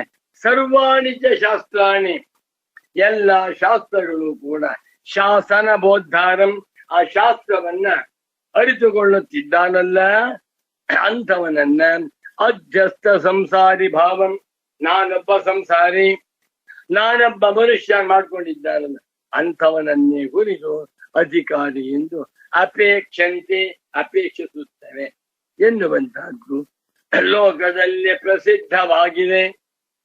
ರಮಣ ಮಹರ್ಷಿಗಳ ಕುಟೀರದಲ್ಲಿ ಧರ್ಮಸಿಂಧುವಿಲ್ಲ, ಮನಸ್ಪತಿ ಇಲ್ಲ, ನಿರ್ಣಯ ಸಿಂಧುವೂ ಇಲ್ಲ, ಪಂಚಾಂಗ ಬಂಧು ಇದೆ. ರಮಣ ಮಹರ್ಷಿಗಳಿಗೆ ಏಕಾದಶಿ ಬಂದರು, ಅಮಾವಾಸ್ಯ ಬಂದರು, ಏನು ಬಂದ್ರು ಕೂಡ ಆಲ್ ರೈಟ್. ಇವತ್ತು ಏಕಾದಶಿಯಂತೆ ಸಂತೋಷ, ಇಲ್ಲ ನಿನ್ನೆ ಏಕಾದಶಿ ಬಂದಿತ್ತಂತೆ ಸಂತೋಷ, ನಾಳೆ ಏಕಾದಶಿ. ಏನ್ ಏಕಾದಶಿ ಅಂದ್ರೆ ಯಾರು ಗೃಹಸ್ಥರು, ಓ ನಾಳೆ ಏಕಾದಶಿ ಇದೆಯಾ, ಹಾಗಾದ್ರೆ ಉಪವಾಸ ಮಾಡ್ಬೇಕು, ನಾಳೆ ಅಮಾವಾಸ್ಯೆ ಬಂತ ತರ್ಪಣ ಕೊಡ್ಬೇಕು. ತಪ್ಪು. ಯಾಕೆ? ಅಧ್ಯಾಸವಿದೆ. ಅಧ್ಯಾಸವುಳ್ಳವರಿಗೆಲ್ಲ ಸರಿ, ಅಧ್ಯಾಸವೇ ಇಲ್ಲದವರಿಗೆ ಏನ್ ಪ್ರವೃತ್ತಿ ನಿವೃತ್ತಿ ಉಂಟು? ಎಷ್ಟು ಜನ ಬೆಳಿತಾರೆ ನೋಡಿ. ಬ್ರಹ್ಮಜ್ಞಾನಿಗಳಾಗ್ಬಿಡಿ. ಶಂಕರ ಭಗವತ್ ಪೂಜ್ಯ ಪಾದಾಚಾರ್ಯರ ಅನುಗ್ರಹದಿಂದ ನೀವೆಲ್ಲರೂ ಬ್ರಹ್ಮಜ್ಞಾನಿಗಳಾಗ್ಬಿಟ್ರೆ ನಿಮಗೆ ಗೊತ್ತಾಗುತ್ತೆ ಮಜಾ. ಇದು ಪ್ರಸಿದ್ಧಮೇವ, ಲೋಕದಲ್ಲಿ ಪ್ರಸಿದ್ಧವಾಗಿದೆ. ಒಂದು ಉದಾಹರಣೆ ಕೊಡ್ತೇನೆ. ವೈಕುಂಠ ಏಕಾದಶಿ ವರ್ಷಕ್ಕೊಮ್ಮೆ ಬರುತ್ತೆ. ಅವತ್ತು ವೆಂಕಟೇಶ್ವರನ ದರ್ಶನ ಮಾಡಿಬಿಟ್ರೆ ಸೀದಾ ಸ್ವರ್ಗಕ್ಕೆ ಹೋಗ್ತಾರೆ ಎನ್ನುವಂತ ನಂಬಿಕೆ. ಒಂದು 8 ಕಿಲೋಮೀಟರ್ ದೂರದಿಂದ ಜನ ಕ್ಯೂನಲ್ಲಿ ನಿಂತ್ಕೊಂಡಿದ್ದಾರೆ. ಬೆಳಿಗ್ಗೆ ದರ್ಶನವಾಗ್ಬೇಕಾದ್ರೆ ಸುಮಾರು 1 ಕೋಟಿ ಜನ ಬರ್ತಾ ಇದ್ದಾರೆ ದರ್ಶನಕ್ಕೆ. 10 ಕಿಲೋಮೀಟರ್ ಬರ್ತಾ ಇದ್ದಾರೆ. ಅಂದ್ರೆ ಟಿಕೆಟ್, ಒಂದು ಟಿಕೆಟ್ಗೆ 5,000 ರೂಪಾಯಿ ಕೊಡ್ತಾರೆ, ಜನ ಹೋಗ್ತಾ ಇದ್ದಾರೆ. ಆ ದೇವಸ್ಥಾನದ ಪಕ್ಕದಲ್ಲೇ ಒಂದು ಮನೆ, ಅಲ್ಲೊಬ್ಬ ಬ್ರಹ್ಮಜ್ಞಾನಿ ಇದ್ದಾನೆ. ಅವನು ನಾಸ್ತಿಕನಲ್ಲ, ಆಸ್ತಿಕನಲ್ಲ, ಸೋಮಾರಿಯೂ ಅಲ್ಲ, ಪುಣ್ಯ ಪಾಪಗಳು ಮೀರುವಂತ ಬ್ರಹ್ಮಜ್ಞಾನಿ. ಅವನು ನೋಡ್ತಾನೆ, ಇಷ್ಟೊಂದು ಜನಗಳು, 1 ಕೋಟಿ ಜನಗಳು ವೆಂಕಟೇಶನ ದರ್ಶನಕ್ಕೆ ಬರ್ತಾ ಇದ್ದಾರೆ. ಯಾರೋ ಒಬ್ರು, ಸ್ವಾಮಿ ನೀವು ಬನ್ನಿ, ನಿಮ್ಮನ್ನ ನಾನು VVIP ಟಿಕೆಟ್ ನಲ್ಲಿ ಸೀದಾ ಕರ್ಕೊಂಡು ದರ್ಶನ ಮಾಡಿಸ್ತೇನೆ ಅಂತಾರೆ. ಈ ಬ್ರಹ್ಮಜ್ಞಾನಿ ಹೇಳ್ತಾನೆ, ಏನ್ ಬೇಡಪ್ಪ, ನೀ ಯಾಕೆ ಕಷ್ಟಪಡ್ತಾ ಇದೀಯಾ, ನನ್ಗೇನ್ ಬೇಡ ಅಂತಾನೆ.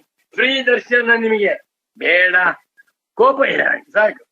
ನೋಡಿ, ಆ 1 ಕೋಟಿ ಜನಗಳಿಗೆ ನಾವು ಸಂಸಾರಿಗಳು ಏನೋ ಪಾಪವನ್ನ ಮಾಡಿದ್ದೇವೆ, ಪಾಪ ಪರಿಹಾರವಾಗಿ ಸ್ವರ್ಗಕ್ಕೆ ಹೋಗ್ಬೇಕಾದ್ರೆ ವೈಕುಂಠ ಏಕಾದಶಿ ದರ್ಶನ ಮಾಡ್ಬೇಕು ಅನ್ನುವಂತ ಆಸೆ ಎಲ್ಲರಿಗೂ ಅಧ್ಯಾಸ ಇತ್ತು. ಈ ಪುಣ್ಯಾತ್ಮ ಬ್ರಹ್ಮಜ್ಞಾನಿ ಪಕ್ಕದಲ್ಲೇ ಇದ್ದಾನೆ.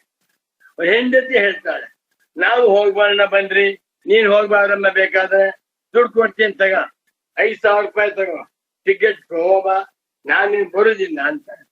ನಾ ಬರುವುದಿಲ್ಲ ಅಂತ ಹೇಳುವಂತಹದ್ದು ಸೋಮಾರಿತನವಲ್ಲ. ನಾನ್ ಬರುವುದಿಲ್ಲ ಅಂತ ಹೇಳುವಂತಹದ್ದು ನಾಸ್ತಿಕ ಭಾವನೆಯಲ್ಲ. ನಾ ಬರುವುದಿಲ್ಲ ಅಂತ ಹೇಳುವಂತಹದ್ದು ತಿರಸ್ಕಾರ ಭಾವನೆಯೂ ಅಲ್ಲ.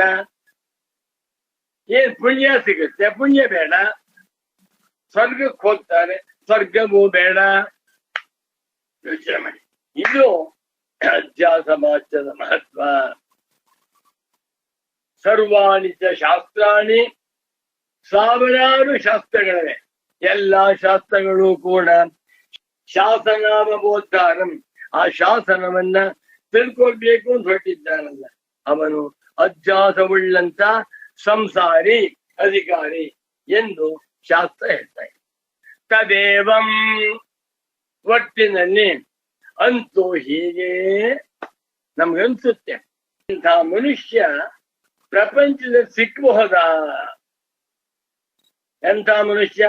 ನನ್ ಪುಣ್ಯವೂ ಬೇಡ, ಪಾಪವೂ ಬೇಡ, ಸ್ವರ್ಗವೂ ಬೇಡ, ನರಕವೂ ಬೇಡ, ಭಗವಂತನ ಆಶೀರ್ವಾದವೂ ಬೇಡ, ಶಾಪವೂ ಬೇಡ,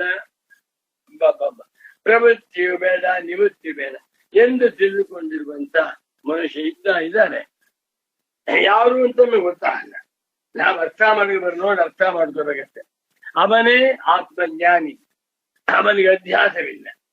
1 ಕೋಟಿ ಜನಗಳು ಅಧ್ಯಾಸ ಉಳ್ಳವರಾಗಿ ವೆಂಕಟೇಶ್ವರನ ದರ್ಶನವನ್ನು ಮಾಡಬೇಕು ಅಂತ ಹೊರಟಿದ್ರೆ ಒಬ್ಬ ಪುಣ್ಯಾತ್ಮ ಹತ್ತಿರದಲ್ಲಿ ನಾನೇ ವೆಂಕಟೇಶ್ವರ ಅಂತಾರೆ. ಆ ವೆಂಕಟೇಶ್ವರನಲ್ಲಿ ಇರುವಂತ ಆತ್ಮ ನಾನೇ, ಅವ್ರು ಅಲ್ಯಾಕಪ್ಪ ನೋಡ್ಬೇಕು, ಇಲ್ಲೇ ಇದ್ದಾನೆ ಅಂತಾನೆ. ಇದು ಅರ್ಥ ಆಗಲ್ಲ. ಸಾಮಾನ್ಯ ಜನಗಳಿಗೆ, ಅಧ್ಯಾಸ ಉಳ್ಳಂತ ಅಜ್ಞಾನಿಗಳಿಗೆ ಇದು ಅರ್ಥವಾಗದೆ ಬಿಸಿ ತುಪ್ಪ. ತದೇವಂ ಒಟ್ಟಿನಲ್ಲಿ ಹೀಗೆ ಸರ್ವೇಷಾಮಪಿ ಲೌಕಿಕ ವೈದಿಕ ವ್ಯವಹಾರಾಣ ಅಧ್ಯಾಸ ಪುರಸ್ತರತ್ವಂ ಅನುಭವ ಸಿದ್ಧಮೇವ ಪ್ರದರ್ಶ್ಯತೆ ನ ತು ಕಿಂಚಿತ್ ಪ್ರಮಾಣೈ ಪ್ರಸಾಧ್ಯತೆ. ಸ್ವಲ್ಪ ಯೋಚನೆ ಮಾಡಿ.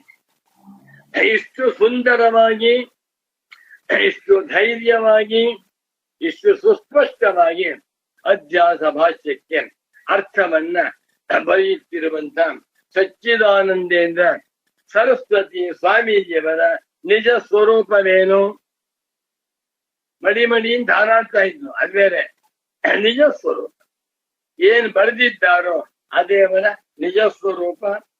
ಬಹಳ ಸಂತೋಷವಾಗಿ ಒಟ್ಟಿನಲ್ಲಿ ಸರ್ವೇಷಾಮಪಿ ಲೌಕಿಕ ವೈದಿಕ ವ್ಯವಹಾರ, ಎಲ್ಲಾ ವ್ಯವಹಾರಗಳು ಕೂಡ ಲೌಕಿಕ ವ್ಯವಹಾರಗಳಾಗಿರಬಹುದು, ವೈದಿಕ ವ್ಯವಹಾರಗಳಾಗಿರ್ಬಹುದು. ಪೂಜೆ, ಜಪ, ಅನುಷ್ಠಾನ, ಸೂರ್ಯ ನಮಸ್ಕಾರ, ಯಜ್ಞ ಯಾಗಾದಿಗಳು ವೈದಿಕ ವ್ಯವಹಾರ. ಊಟ ಮಾಡುವುದು, ತಿಂಡಿ ತಿನ್ನುವುದು, ಇಡ್ಲಿ ತಿನ್ನುವುದು, ಪುಸ್ತಕ ಬರೆಯುವುದೆಲ್ಲ ಲೌಕಿಕ ವ್ಯವಹಾರ. ಲೌಕಿಕ ವ್ಯವಹಾರಗಳಾಗಲಿ ವೈದಿಕ ವ್ಯವಹಾರಗಳಾಗಲಿ ಎಲ್ಲವೂ ಕೂಡ ಅಧ್ಯಾಸ ಪುರಸ್ತರತ್ವಂ, ಅಧ್ಯಾಸವನ್ನ ಮುಂದೆ ಮಾಡಿಕೊಂಡೇ ಹೊರಟಿವೆ ಎನ್ನುವಂತಹದ್ದು ಅನುಭವ ಸಿದ್ಧಂ. ಎಲ್ಲರಿಗೂ ಗೊತ್ತಿದೆ, ಅನುಭವದಲ್ಲಿ ಸಿದ್ಧವಾಗಿದೆ. ಅನುಭವ ಸಿದ್ಧಮೇವ, ಅನುಭವದಲ್ಲಿ ಸಿದ್ಧವಾಗಿರುವುದನ್ನೇ ಹೇಳ್ತಾ ಇದ್ದಾರೆ ಹೊರತು ನತು ಕಿಂಚಿತ್ ಪ್ರಮಾಣ ಪ್ರಸಾಧ್ಯತೆ. ಪ್ರಮಾಣಗಳಿಂದ ಅಧ್ಯಾಸವನ್ನ ಭಗವತ್ಪಾದ ಶಂಕರಾಚಾರ್ಯರವರು ಸಾಧನೆ ಮಾಡುತ್ತಿಲ್ಲ. ವಾಕ್ಯ ಮತ್ತೊಮ್ಮೆ ಓದ್ತೇನೆ ನೋಡಿ. ತದೇವಂ ಸರ್ವೇಷಾಮಪಿ ಲೌಕಿಕ ವೈದಿಕ ವ್ಯವಹಾರಾಣ ಅಧ್ಯಾಸ ಪುರಸ್ತರತ್ವಂ ಅನುಭವ ಸಿದ್ಧಮೇವ ಪ್ರದರ್ಶ್ಯತೆ ನ ತು ಕಿಂಚಿತ್ ಪ್ರಮಾಣೇ ಪ್ರಸಾಧ್ಯತೆ. ಈ ಅಧ್ಯಾಸ ಭಾಷ್ಯ ಭಾಗದಲ್ಲಿ ಭಗವತ್ಪಾದ ಶಂಕರಾಚಾರ್ಯರವರು ಎಲ್ಲಾ ಲೌಕಿಕ ವೈದಿಕ ವ್ಯವಹಾರಗಳು ಅಧ್ಯಾಸ ಪುರಸ್ತರವಾಗಿದೆ ಎನ್ನುವುದು ಅನುಭವ ಸಿದ್ಧವಾಗಿದೆ ಎಂದು ಅನುಭವದಲ್ಲಿ ಇರುವುದನ್ನ ತೋರಿಸುತ್ತಿದ್ದಾರೆಯೇ ಹೊರತು ಇದನ್ನ ಯಾವ ಪ್ರಮಾಣಗಳಿಂದಲೂ ಸಿದ್ಧ ಮಾಡುತ್ತಿಲ್ಲ. ನಾನಿದನ್ನ ಪ್ರಥಮ ವಿಭಕ್ತಿ ಚೇಂಜ್ ಮಾಡಿ ಹೇಳ್ತೀನಿ ನೋಡ್ಕೊಂಡು. ತದೇವಂ ಸರ್ವೇ ಅಪಿ ಲೌಕಿಕ ವೈದಿಕ ವ್ಯವಹಾರಾ ಅಧ್ಯಾಸ ಪುರಸ್ತರ ಇತಿ ಅನುಭವ ಸಿದ್ಧಮೇವ. ಅನುಭವದಲ್ಲಿ ಇದಕ್ಕೆ ಯಾವ ಪ್ರಮಾಣಗಳು ಬೇಕು? ಉದಾಹರಣೆ ಕೊಡ್ತಾರೆ.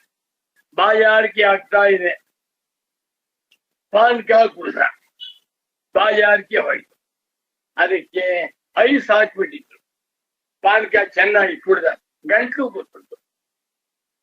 ನಾಳೆ ಉಪನ್ಯಾಸ ಮಾಡುವಾಗ ಗಂಟ್ಲು ಕೂತ್ಬಿಡಿ. ಯಾಕೆ? ಪಾನಕಕ್ಕೆ ಐಸ್ ಹಾಕಿದ್ದನ್ನು ಕುಡಿದದ್ದರಿಂದ. ಇದಕ್ಕೆ ಶಾಸ್ತ್ರ ಬೇಕೆ? ಹೊಟ್ಟೆ ಹಸುವಾಗ್ತಾ ಇದೆ, 4 ಇಡ್ಲಿ ತಿಂದ, ಹೊಟ್ಟೆ ತುಂಬ. ಏನ್ ಪ್ರಮಾಣ ಇದು? ಆಗಮ ಪ್ರಮಾಣದಿಂದ ಸಿದ್ಧವಾಗಬೇಕಾಗಿದೆ. ಯಾವ ಪ್ರಮಾಣಗಳು ಬೇಡ. ಅಧ್ಯಾಸದಿಂದಲೇ ಎಲ್ಲಾ ವ್ಯವಹಾರಗಳು ನಡೆಯುತ್ತಿವೆ ಎನ್ನುವುದಕ್ಕೆ ಅನುಭವನೇ ಪ್ರಮಾಣವೇ ಹೊರತು ಯಾವ ಪ್ರಮಾಣಗಳು.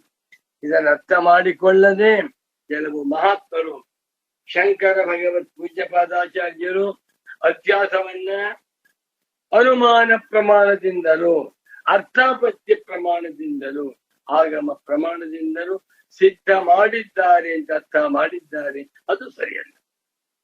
ಬಹಳ ಆನಂದವಾಗಿದೆ. ಏವಂಚ ಇದಮತ್ರ ಸಿದ್ಧಂ ಇದಮತ್ರ ವಿವಕ್ಷಿತಂ ವೇದಾಂತ ವಿದ್ಯಾ ನಿವತ್ಯಾ ವಿದ್ಯಾ ಪ್ರಮಾಣಯುಕ್ತಿ ಅಸಹ ಅಪಿ ಅನುಭವೈಕಗಮ್ಯ ನ ಶಕ್ಯ ಅಪನ್ನೋತು ಮಿತಿ. ನೋಡಿ ಅರ್ಥ ಈಗ. ಏವಂಚ ಹೀಗೆ ಅತ್ತ ಇದಂ ವಿವಕ್ಷಿತಂ, ಇದು ಇಲ್ಲಿ ವಿವಕ್ಷಿತವಾಗಿದೆ. ಅಧ್ಯಾಸ ಭಾಷ್ಯದಲ್ಲಿ ಈ ಅಂಶ ವಿವಕ್ಷಿತವಾಗಿದೆ. ವಕ್ತುಮಿಷ್ಟಂ ಏನು? ಅವಿದ್ಯಾ ಅವಿದ್ಯೆಯು ವೇದಾಂತ ವಿದ್ಯಾ ನಿವರ್ತ್ಯ, ವೇದಾಂತದಲ್ಲಿ ಉಪದಿಷ್ಟವಾಗಿರುವ ಬ್ರಹ್ಮ ವಿದ್ಯೆಯಿಂದ ನಿವರ್ತಯಿತು ಶಕ್ಯ ನಿವರ್ತ್ಯ, ನಾಶವಾಗುವಂತ ಅವಿದ್ಯ. ಅವಿದ್ಯ ಇದೆ, ಅಧ್ಯಾಸ ಇದೆ. ಯಾತರಿಂದ ಹೋಗುತ್ತೆ? ವೇದಾಂತ ಶಾಸ್ತ್ರದಲ್ಲಿ ಉಪದಿಷ್ಟವಾಗಿರುವ ಬ್ರಹ್ಮ ವಿದ್ಯೆಯಿಂದ ತೊಲಗುತ್ತೆ. ವೇದಾಂತ ವಿದ್ಯೆ ಒಂದನ್ನು ಬಿಟ್ಟು ಉಳಿದ ಯಾವುದೇ ವಿದ್ಯೆಗಳಿಂದ, ಕೆಮಿಸ್ಟ್ರಿ ವಿದ್ಯಾ, ಫಿಸಿಕ್ಸ್ ವಿದ್ಯಾ, ಬಯಾಲಜಿ, ಆಮೇಲೆ ಅಸ್ಟ್ರಾಲಜಿ, ಅಸ್ಟ್ರಾನಮಿ, ಬಾಟನಿ, ಬೇಕಾದಷ್ಟು ವಿದ್ಯೆ, ಯಾವ ವಿದ್ಯೆಗಳಿಂದಲೂ ಅಧ್ಯಾಸವು ತೊಲಗುವುದಿಲ್ಲ. ವೇದಾಂತ ವಿದ್ಯಾ ನಿವತ್ಯವಾಗಿರುವ ಅವಿದ್ಯೆಯು ಪ್ರಮಾಣ ಯುಕ್ತಿ ಅಸಹಾಪಿ, ಇದು ಪ್ರಮಾಣಗಳನ್ನಾಗಲಿ ಯುಕ್ತಿಯನ್ನಾಗಲಿ ಇಟ್ ಕೆನಾಟ್ ಟಾಲರೇಟ್. ಪ್ರಮಾಣಗಳಿಗೆ ಸಿಕ್ಕುವಂತಹದ್ದಲ್ಲ, ಯುಕ್ತಿಯಿಂದಲೂ ಸಿದ್ಧ ಮಾಡಲು ಸಾಧ್ಯವಿಲ್ಲ. ಹೀಗಿದ್ದರೂ ಈ ಅವಿದ್ಯೆಯು ಅನುಭವೈಕ ಗಮ್ಯ, ಅನುಭವ ಒಂದರಿಂದಲೇ ತಿಳಿಯುತ್ತಿದೆ. ಇದು ನಶಕ್ಯ ಅಪನ್ನು, ಇಂಥ ಅವಿದ್ಯೆಯನ್ನ ಇಲ್ಲ. ಅವಿದ್ಯೆಯು ಪ್ರಪಂಚದಲ್ಲಿ ಯಾರಿಗೂ ಇಲ್ಲ ಎಂದು ಇದನ್ನ ತಳ್ಳಿ ಹಾಕುವುದಕ್ಕೆ ಸಾಧ್ಯವಿಲ್ಲ. ಪ್ರಮಾಣಗಳಿಗೆ ಸಿಗ್ತಾ ಇಲ್ಲ ಅವಿದ್ಯ, ಯುಕ್ತಿಯಿಂದಲೂ ಸಿದ್ಧ ಮಾಡೋಕ್ಕಾಗ್ತಾ ಇಲ್ಲ, ಅದು ಅವಿದ್ಯೆ ಆಗಿದೆ, ಇಲ್ಲದ ಅವಿದ್ಯೆ. ಇಂಥ ಅವಿದ್ಯೆಯನ್ನ ನಾವು ಕಳಿಸಿಕೊಳ್ಳಬೇಕಾದರೆ ವೇದಾಂತ ಭೀತವಾಗಿರುವ ಆತ್ಮಜ್ಞಾನದಿಂದ ಮಾತ್ರ ಸತ್ಯ. ಏವಂಚ ಇದಂ ಅತ್ರ ವಿವಕ್ಷಿತಂ, ಈ ಹೇಳಿದ್ದರಿಂದ ಇಲ್ಲಿ ಅಧ್ಯಾಸ ಭಾಷ್ಯದ ಈ ಭಾಗದಲ್ಲಿ ಇದಂ ವಿವಕ್ಷಿತಂ, ಇದು ವಿವಕ್ಷಿತವಾಗಿದೆ. ವಕ್ತುಂ ಇಷ್ಟಂ ವಿವಕ್ಷಿತಂ. ಭಾಷ್ಯಕಾರ ಶಂಕರಾಚಾರ್ಯರ ಮನಸ್ಸಿನಲ್ಲಿ ಇರುವಂತಹದ್ದು ಇಷ್ಟು. ಏನು? ವೇದಾಂತ ವಿದ್ಯಾ ನಿವರ್ತ್ಯ ಅವಿದ್ಯಾ ಪ್ರಮಾಣಯುಕ್ತಿ ಅಸಹ ಅಪಿ ಅನುಭವೈಕ ಗಮ್ಯ. ಎಷ್ಟು ಜನ ಬರೀತಾರೆ ಗುರು? ಅವಿದ್ಯೆಯು ಪ್ರಮಾಣಗಳಿಂದಲಾಗಲಿ ಯುಕ್ತಿಯಿಂದಲಾಗಲಿ ಅಸಹ, ಸಹಿಸಲು ಸಾಧ್ಯವಿಲ್ಲ. ಅವಿದ್ಯೆಯು ಪ್ರಮಾಣಗಳನ್ನು ಸಹಿಸುವುದಿಲ್ಲ, ಯುಕ್ತಿಯನ್ನೂ ಸಹಿಸ. ಅಂದ್ರೇನು? ವಿಚಾರ ಮಾಡ್ತಾ ಹೋದ್ರೆ ಅವಿದ್ಯೆ ಇಲ್ಲ. ಅವಿದ್ಯೆಗೆ ಯಾವ ಪ್ರಮಾಣಗಳು ಇಲ್ಲ, ಅವಿದ್ಯೆಯನ್ನ ವಿಚಾರ ಮಾಡುತ್ತಾ ಹೋದಿಲ್ವೇ ಇಲ್ಲ. ಹೀಗಿದ್ದರೂ ಪ್ರಮಾಣಗಳಿಂದ ಸಿದ್ಧವಾಗದೇ ಇದ್ದರೂ, ಯುಕ್ತಿಯನ್ನ ವಿಚಾರವನ್ನ ಸಹಿಸಿಕೊಳ್ಳದೆ ಇದ್ದರೂ ಕೂಡ ಈ ಅವಿದ್ಯೆಯು ವೇದಾಂತ ವಿದ್ಯಾನಿವರ್ತ್ಯ, ವೇದಾಂತ ವಿದ್ಯೆಯಿಂದ, ಆತ್ಮಜ್ಞಾನದಿಂದ, ಬ್ರಹ್ಮಾತ್ಮಜ್ಞಾನದಿಂದ ನಿವರ್ತ್ಯ ಹೊರಟೋಗುತ್ತೆ. ಅವಿದ್ಯಾ ನಿಜವಾಗಿ ಇಲ್ಲ, ಆದರೆ ವಿಚಾರ ಮಾಡದಿರುವಾಗ ಎಲ್ಲರನ್ನೂ ಕಾಡ್ತಾ ಇದೆ. ಅವಿದ್ಯೆಯಿಂದಲೇ ದುಃಖ, ಅಧ್ಯಾಸದಿಂದಲೇ ಅನರ್ಥ ಪ್ರಾಪ್ತಿ, ಅಧ್ಯಾಸದಿಂದಲೇ ಎಲ್ಲಾ ವ್ಯವಹಾರಗಳು ಹೇಳ್ತಾರೆ. ಅವಿದ್ಯೆಯು ಅಥವಾ ಅಧ್ಯಾಸವು ನಿಜವಾಗಿ ಇಲ್ಲದ ಪದಾರ್ಥ. ಇದು ವೇದಾಂತ ವಿದ್ಯೆಯಿಂದ ವೇದಾಂತ ವಿಜ್ಞಾನ ಸುನಿಶ್ಚಿತಾರ್ಥ. ವೇದಾಂತ ವಿದ್ಯೆ ಅಂದ್ರೇನು? ಬ್ರಹ್ಮ ವಿದ್ಯೆಯಿಂದ ತಯೋ ಹವೈ ತತ್ಪರಮಂ ಬ್ರಹ್ಮ ವೇದ ಬ್ರಹ್ಮೈವ ಭವತಿ ಸ ಬ್ರಹ್ಮ ವಿದ್ಯಾಂ ಸರ್ವ ವಿದ್ಯಾ ಪ್ರತಿಷ್ಠಾಂ. ಬ್ರಹ್ಮ ವಿದ್ಯೆಯು ವೇದಾಂತ ವಿದ್ಯೆ. ವೇದಾಂತಗಳಲ್ಲಿ ಮಾತ್ರವೇ ಉಪದಿಷ್ಟವಾಗಿರುವ ವಿದ್ಯೆ. ಇಂಥ ಬ್ರಹ್ಮ ವಿದ್ಯಾ ಮಾತ್ರದಿಂದ ನಿವರ್ತ್ಯ ತೊಲಗುತ್ತದೆ. ಕತ್ತಲೆ ನಿಜವಾಗಿ ಇಲ್ಲ, ಕತ್ತಲೆಗೆ ಪ್ರಮಾಣವಿಲ್ಲ, ಕತ್ತಲೆಯಿಂದ ತುಂಬಾ ತೊಂದರೆ ಆಗ್ತಾ ಇದೆ. ಈ ಕತ್ತಲೆಯು ಕೇವಲ ದೀಪದಿಂದ ಮಾತ್ರ ನಾಶವಾಗುವಂತೆ, ದೂರವಾಗುವಂತೆ ಅಧ್ಯಾಸವೆಂಬ ಅವಿದ್ಯೆಯು ವೇದಾಂತ ವಿದ್ಯಾ ನಿವರ್ತ್ಯ, ವೇದಾಂತ ವಿದ್ಯೆಯ ನಿವರ್ತ್ಯತೆ ಎನ್ನುವುದನ್ನ ನಾವು ಇಲ್ಲ ಎನ್ನುವಂತಿಲ್ಲ. ಅನುಭವೈಕ ಗಮ್ಯ ಅವಿದ್ಯೆ ಬಹಳ ಮುಖ್ಯವಾದ. ಅವಿದ್ಯೆಯು ಅನುಭವ ಏಕ ಗಮ್ಯ. ಅನುಭವ ಒಂದರಿಂದಲೇ ಗೊತ್ತಾಯ್ತು. ಎಲ್ಲರೂ ಅನುಭವದಲ್ಲಿ ತೋರಿಸಿ ಅಂದ್ರೆ ತೋರ್ಸಕ್ಕಾಗಲ್ಲ. ಈ ಪ್ರಪಂಚದಲ್ಲಿರುವ 1,000 ಕೋಟಿ ಮಾನವರಿಗೂ ಕೂಡ ಅವಿದ್ಯಾ ಉಂಟು, ಅಧ್ಯಾಸ ಉಂಟು. ಪ್ರಮಾಣಗಳಿಂದ ಸಿದ್ಧ ಮಾಡುವುದಕ್ಕೆ ಸಾಧ್ಯವಿಲ್ಲ. ಹಾಗೆ ಅವಿದ್ಯಾ ಉಂಟು ಅಂತ ಹೇಳ್ತಾ ಇದ್ದೀರಾ. ಅನರ್ಥ ಪ್ರಾಪ್ತಿಯಾಗುತ್ತಿರುವುದರಿಂದ ಎಲ್ಲರಿಗೂ ಅನರ್ಥ, ಎಲ್ಲರಿಗೂ ದುಃಖ. ಯಾಕೆ? ಅಧ್ಯಾಸದಿಂದ. ಇದು ವೇದಾಂತ ವಿದ್ಯೆಯಿಂದ ಮಾತ್ರವೇ, ಆತ್ಮಜ್ಞಾನದಿಂದ ಮಾತ್ರವೇ ನಾಶವಾಗಬೇಕೇ ಹೊರತು ಬೇರೆ ದಾರಿ ಇಲ್ಲ ಎನ್ನುವ ವಿಷಯವನ್ನ ಅಪನ್ಹೋತು ತಳ್ಳಿ ಹಾಕುವುದಕ್ಕೆ ನ ಶಕ್ಯ, ಸಾಧ್ಯವಿಲ್ಲ. ಚೆನ್ನಾಗಿದೆ. ಅತಯೇವ ವಾರ್ತಿಕಕಾರಾಃ ಭಗವಂತಃ ಸ್ವರೇಶ್ವರಾಚಾರ್ಯಾಃ ಪ್ರಾಹುಃ. ನೋಡಿ, ಪರಮ ಪೂಜ್ಯ ಶ್ರೀ ಶ್ರೀ ಶ್ರೀ ಸಚ್ಚಿದಾನಂದೇಂದ್ರ ಸರಸ್ವತಿ ಸ್ವಾಮಿಗಳ ದೃಷ್ಟಿ ವಾರ್ತಿಗೆ ಹೊರಟೋಯ್ತು. ಬಾ, ಒಂದ್ ವಿಷಯ ಹೇಳ್ತಾ ಇದ್ರು ಪೂಜ್ಯ ಸದ್ಗುರು. ನೋಡಪ್ಪ ಮಗು, ವೇದಾಂತ ಪ್ರತಿಪಾದಿತವಾಗಿರುವ ವಿಷಯಗಳನ್ನ ಸರಿಯಾಗಿ ತಿಳ್ಕೊಳ್ಬೇಕಾದ್ರೆ ನಮ್ಗೆ 3 ಆಚಾರ್ಯರು ಬೇಕು. 3 ಆಚಾರ್ಯರು ಸಾಕು. ಒಬ್ಬರು ಗೌಡಪಾದಾಚಾರ್ಯರು, ಮತ್ತೊಬ್ಬರು ಶಂಕರಾಚಾರ್ಯರು, ಮತ್ತೊಬ್ಬರು ಸುರೇಶ್ವರಾಚಾರ್ಯರು. ಈ ಆಚಾರ್ಯ ತ್ರಯರ ಗ್ರಂಥಗಳು ಬದುಕಿವೆ.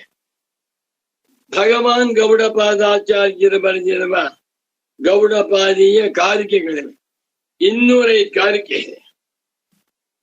ಶಂಕರ ಭಗವತ್ ಪೂಜ್ಯ ಪಾದಾಚಾರ್ಯರು ಅನುಗ್ರಹಿಸಿರುವಂತಹ ಪ್ರಸ್ಥಾನತ್ರೀಯ ಭಾಷ್ಯ ಗ್ರಂಥಗಳಿವೆ.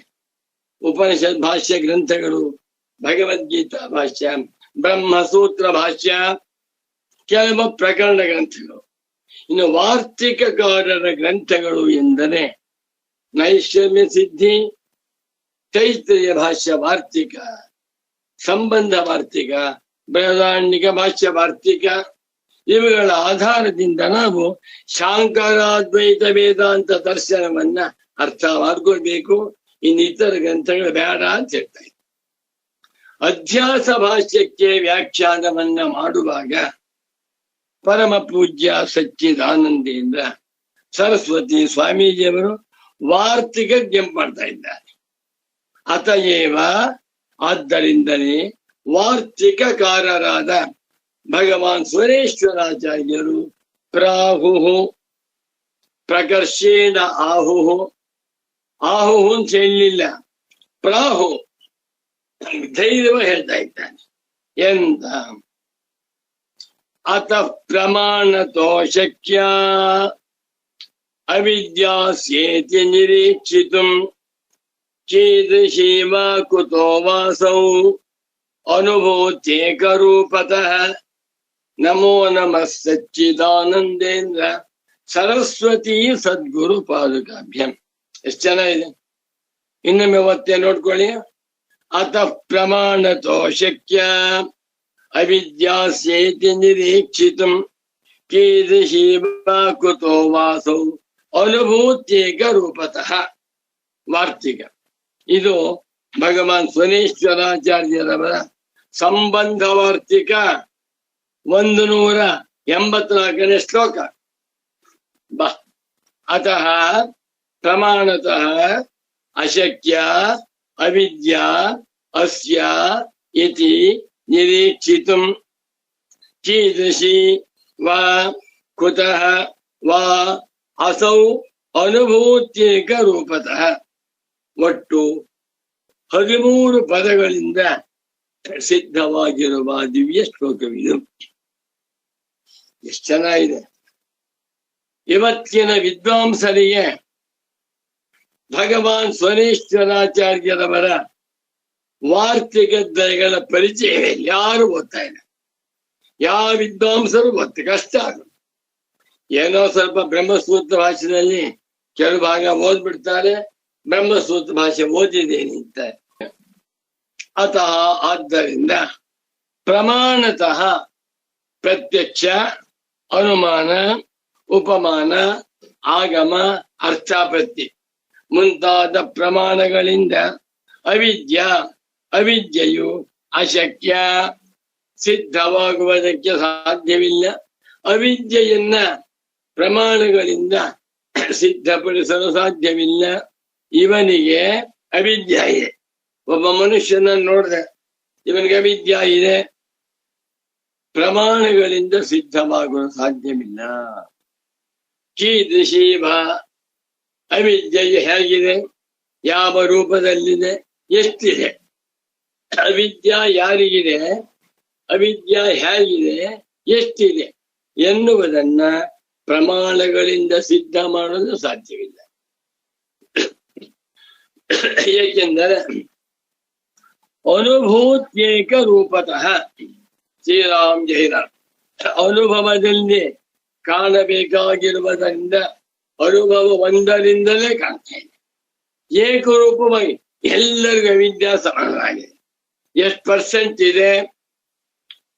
ಬಡವನಿಗೆ 100%, ವಿದ್ಯಾವಂತರಿಗೆ 80%, ದೊಡ್ಡ ಶ್ರೀಮಂತರಿಗೆ 30%, ಮಂತ್ರಿಗಳಿಗೆ 10% ಅಂತಿಲ್ಲ.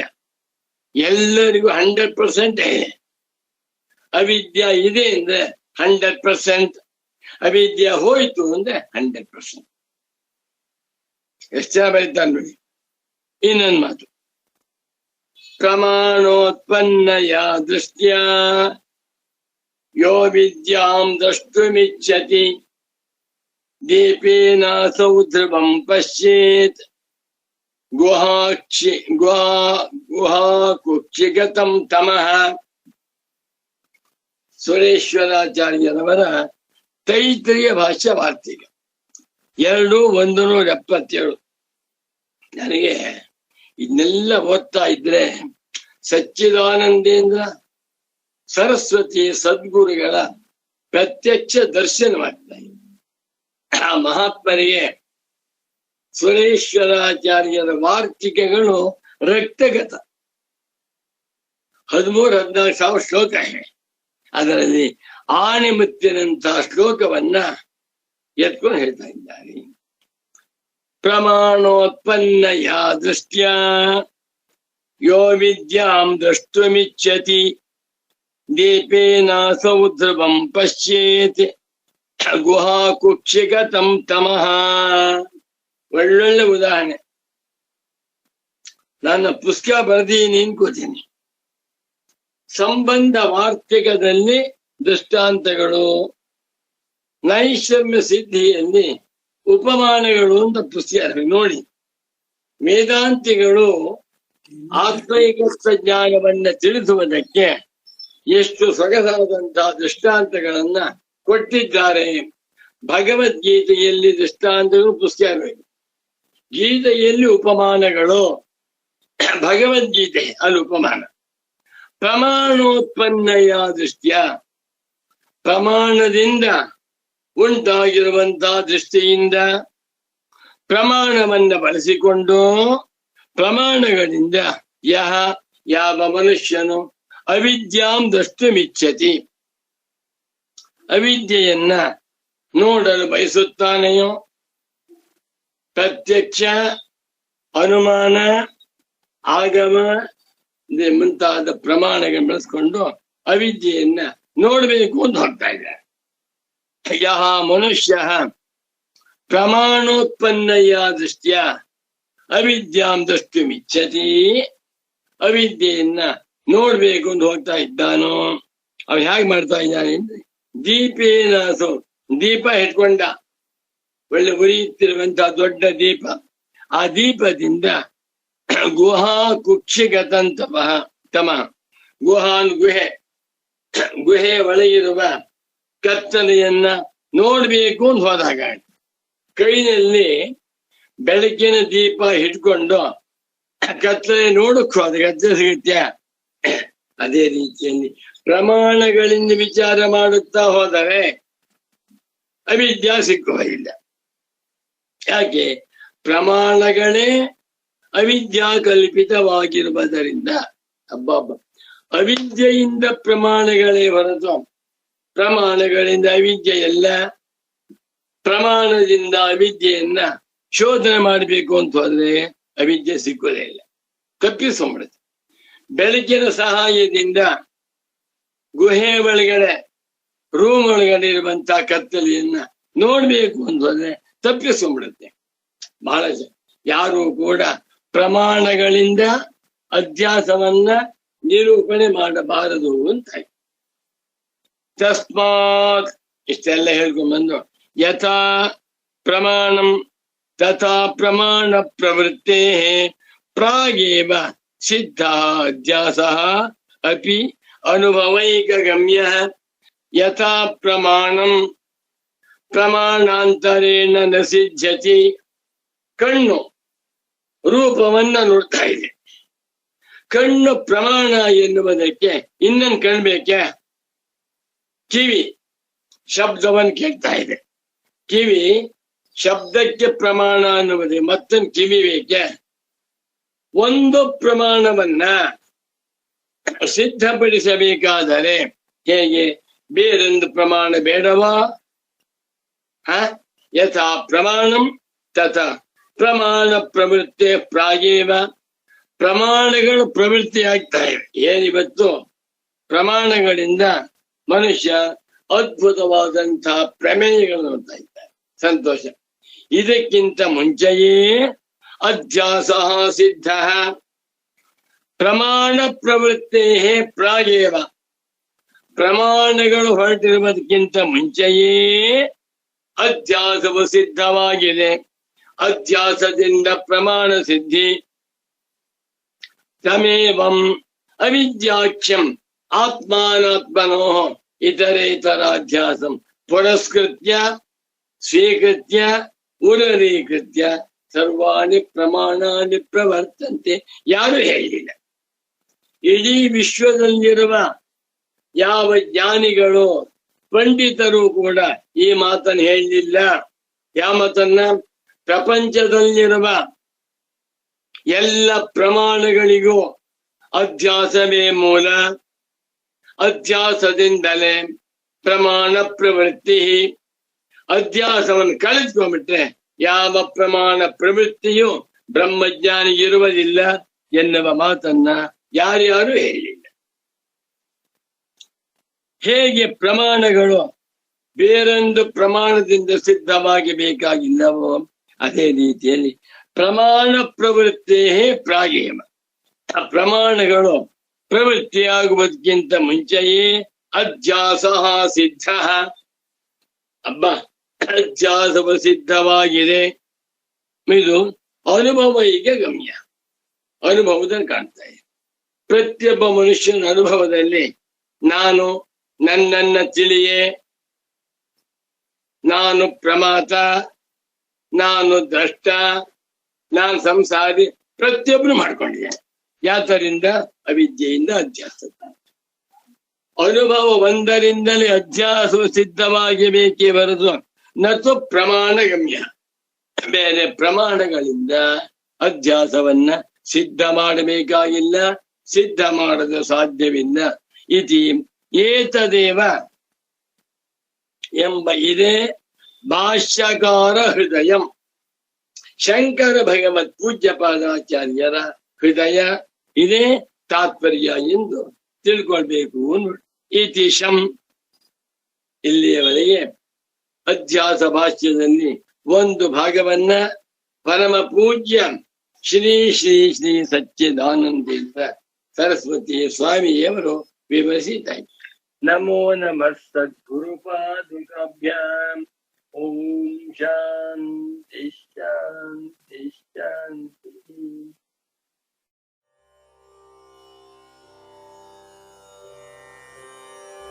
ಕೆಡದಿರಿ ಬರಿದೆ. ಶ್ರವಣಾಯಾಪಿ ಬಹುಭಿರ್ಯೋ ನ ಲಭ್ಯಃ ಶೃಣ್ವಂತೋಪಿ ಬಹವೋಯಂ ನ ವಿದ್ಯುಃ ಆಶ್ಚರ್ಯೋ ವಕ್ತಾ ಕುಶಲೋಸ್ಯ ಲಬ್ಧಾ ಆಶ್ಚರ್ಯೋ ಜ್ಞಾತಾ ಕುಶಲಾನುಶಿಷ್ಟಃ ಎಂಬುದು ಕಠೋಪನಿಷತ್ತಿನಲ್ಲಿ ಮೃತ್ಯುದೇವತೆ ಬಾಲಕ ನಚಿಕೇತನಿಗೆ ಮಾಡಿದ ಉಪದೇಶ. ಭಗವಂತನು ಎಲ್ಲ ಅಂಗಾಂಗಗಳಿಗೂ ಶಕ್ತಿ ಕೊಟ್ಟು ಈ ಭೂಮಿಗೆ ಕಳುಹಿಸಿರುವುದು ಒಳ್ಳೆಯದನ್ನೇ ಕೇಳಲಿ, ಒಳ್ಳೆಯದನ್ನೇ ನೋಡಲಿ, ಒಳ್ಳೆಯದನ್ನು ಆಲೋಚಿಸಲಿ, ತನ್ನನ್ನು ತಾನು ತಿಳಿಯಲಿ ಎಂದು. ವೇದಾಂತ ಶ್ರವಣದಿಂದಲೇ ಅಜ್ಞಾನ ತೊಲಗಬೇಕು. ಸದ್ಗುರು ದೊರಕುವುದೇ ಕಷ್ಟ. ದೊರಕಿದರೂ ಅಂತಃಕರಣ ಶುದ್ಧಿ ಇರದೆ ಅರ್ಥವಾಗುವುದು ಕಷ್ಟ. ಆದರೆ ಯಾರು ಶ್ರವಣ ಮಾಡುತ್ತಾರೆಯೋ ಅನನ್ಯವಾಗಿ ಅನುಭವದಲ್ಲಿ ತಿಳಿಯುತ್ತಾರೆಯೋ ಅವರೇ ಕುಶಲಿಗಳು. ಆದ್ದರಿಂದ ಶ್ರವಣ ಮನನ ನಿಧಿಧ್ಯಾಸನಗಳೇ ಆತ್ಮಜ್ಞಾನಕ್ಕೆ ನೇರ ಸಾಧನ. ಕೆಡದಿರಿ ಬರಿದೆ.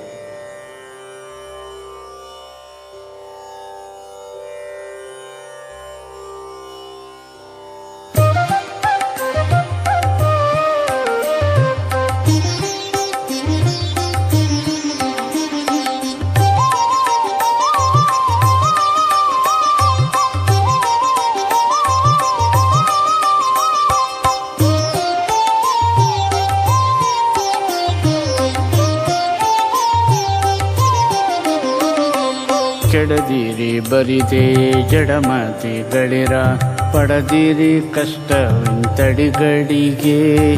ಪಡದಿರಿ ಕಷ್ಟವಿಂತಡಿಗಡಿಗೆ. ಕೆಡದಿರಿ ಬರಿದೆ ಜಡಮತಿಗಳಿರ ಪಡದಿರಿ ಕಷ್ಟವಿಂತಡಿಗಡಿಗೆ. ಪಡದಿರಿ ಕಷ್ಟವಿಂತಡಿಗಡಿಗೆ.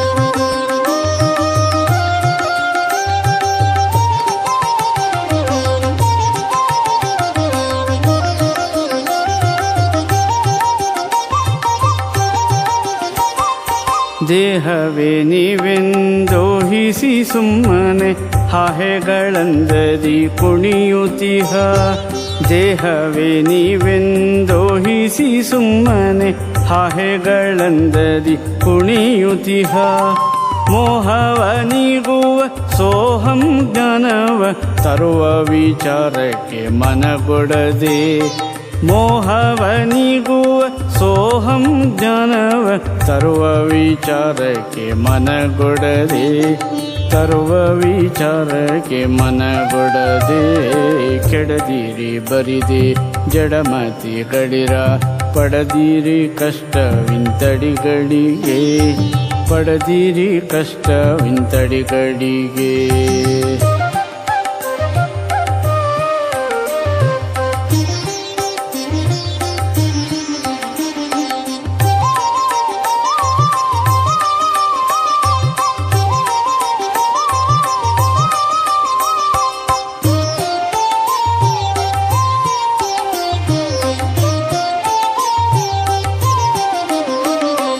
ಜಗವಿದು ಕನಸಿನ ಬಗೆಯೇನದಿಲ್ಲಿಯ ಸೊಗವನೆ ನೆಚ್ಚುತ್ತ ಬಿಗುವಡೆವ. ಜಗವಿದು ಕನಸಿನ ಬಗೆಯೇನದಿಲ್ಲಿಯ ಸೊಗವನೆ ನೆಚ್ಚುತ್ತ ಬಿಗುವಡೆವ. ಮುಗುಧತೆ ಎಡಗುವ ಸೊಗಸಿನ ಸೂರೆಯ ಮಿಗಿಲಿಹ ಬೋಧವ ಬರಗೊಡದೆ. ಮುಗುಧತೆ ಎಡಗುವ ಸೊಗಸಿನ ಸೂರೆಯ ಮುಗಿಲಿಹ ಬೋಧವ ಬರಗೊಡದೆ. ಮಿಗಿಲಿಹ ಬೋಧವ ಬರಗೊಡದೆ.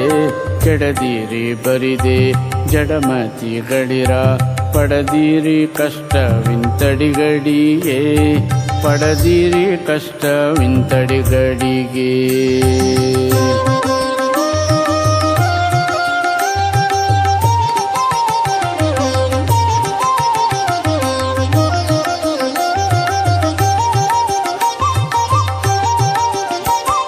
ಮೂರು ಗುಣಗಳ ತೋರುವ ಮಾಯಾ ಸಂಸಾರದ ಬಲೆಯೊಳು ಬೀಳಿಸುವ.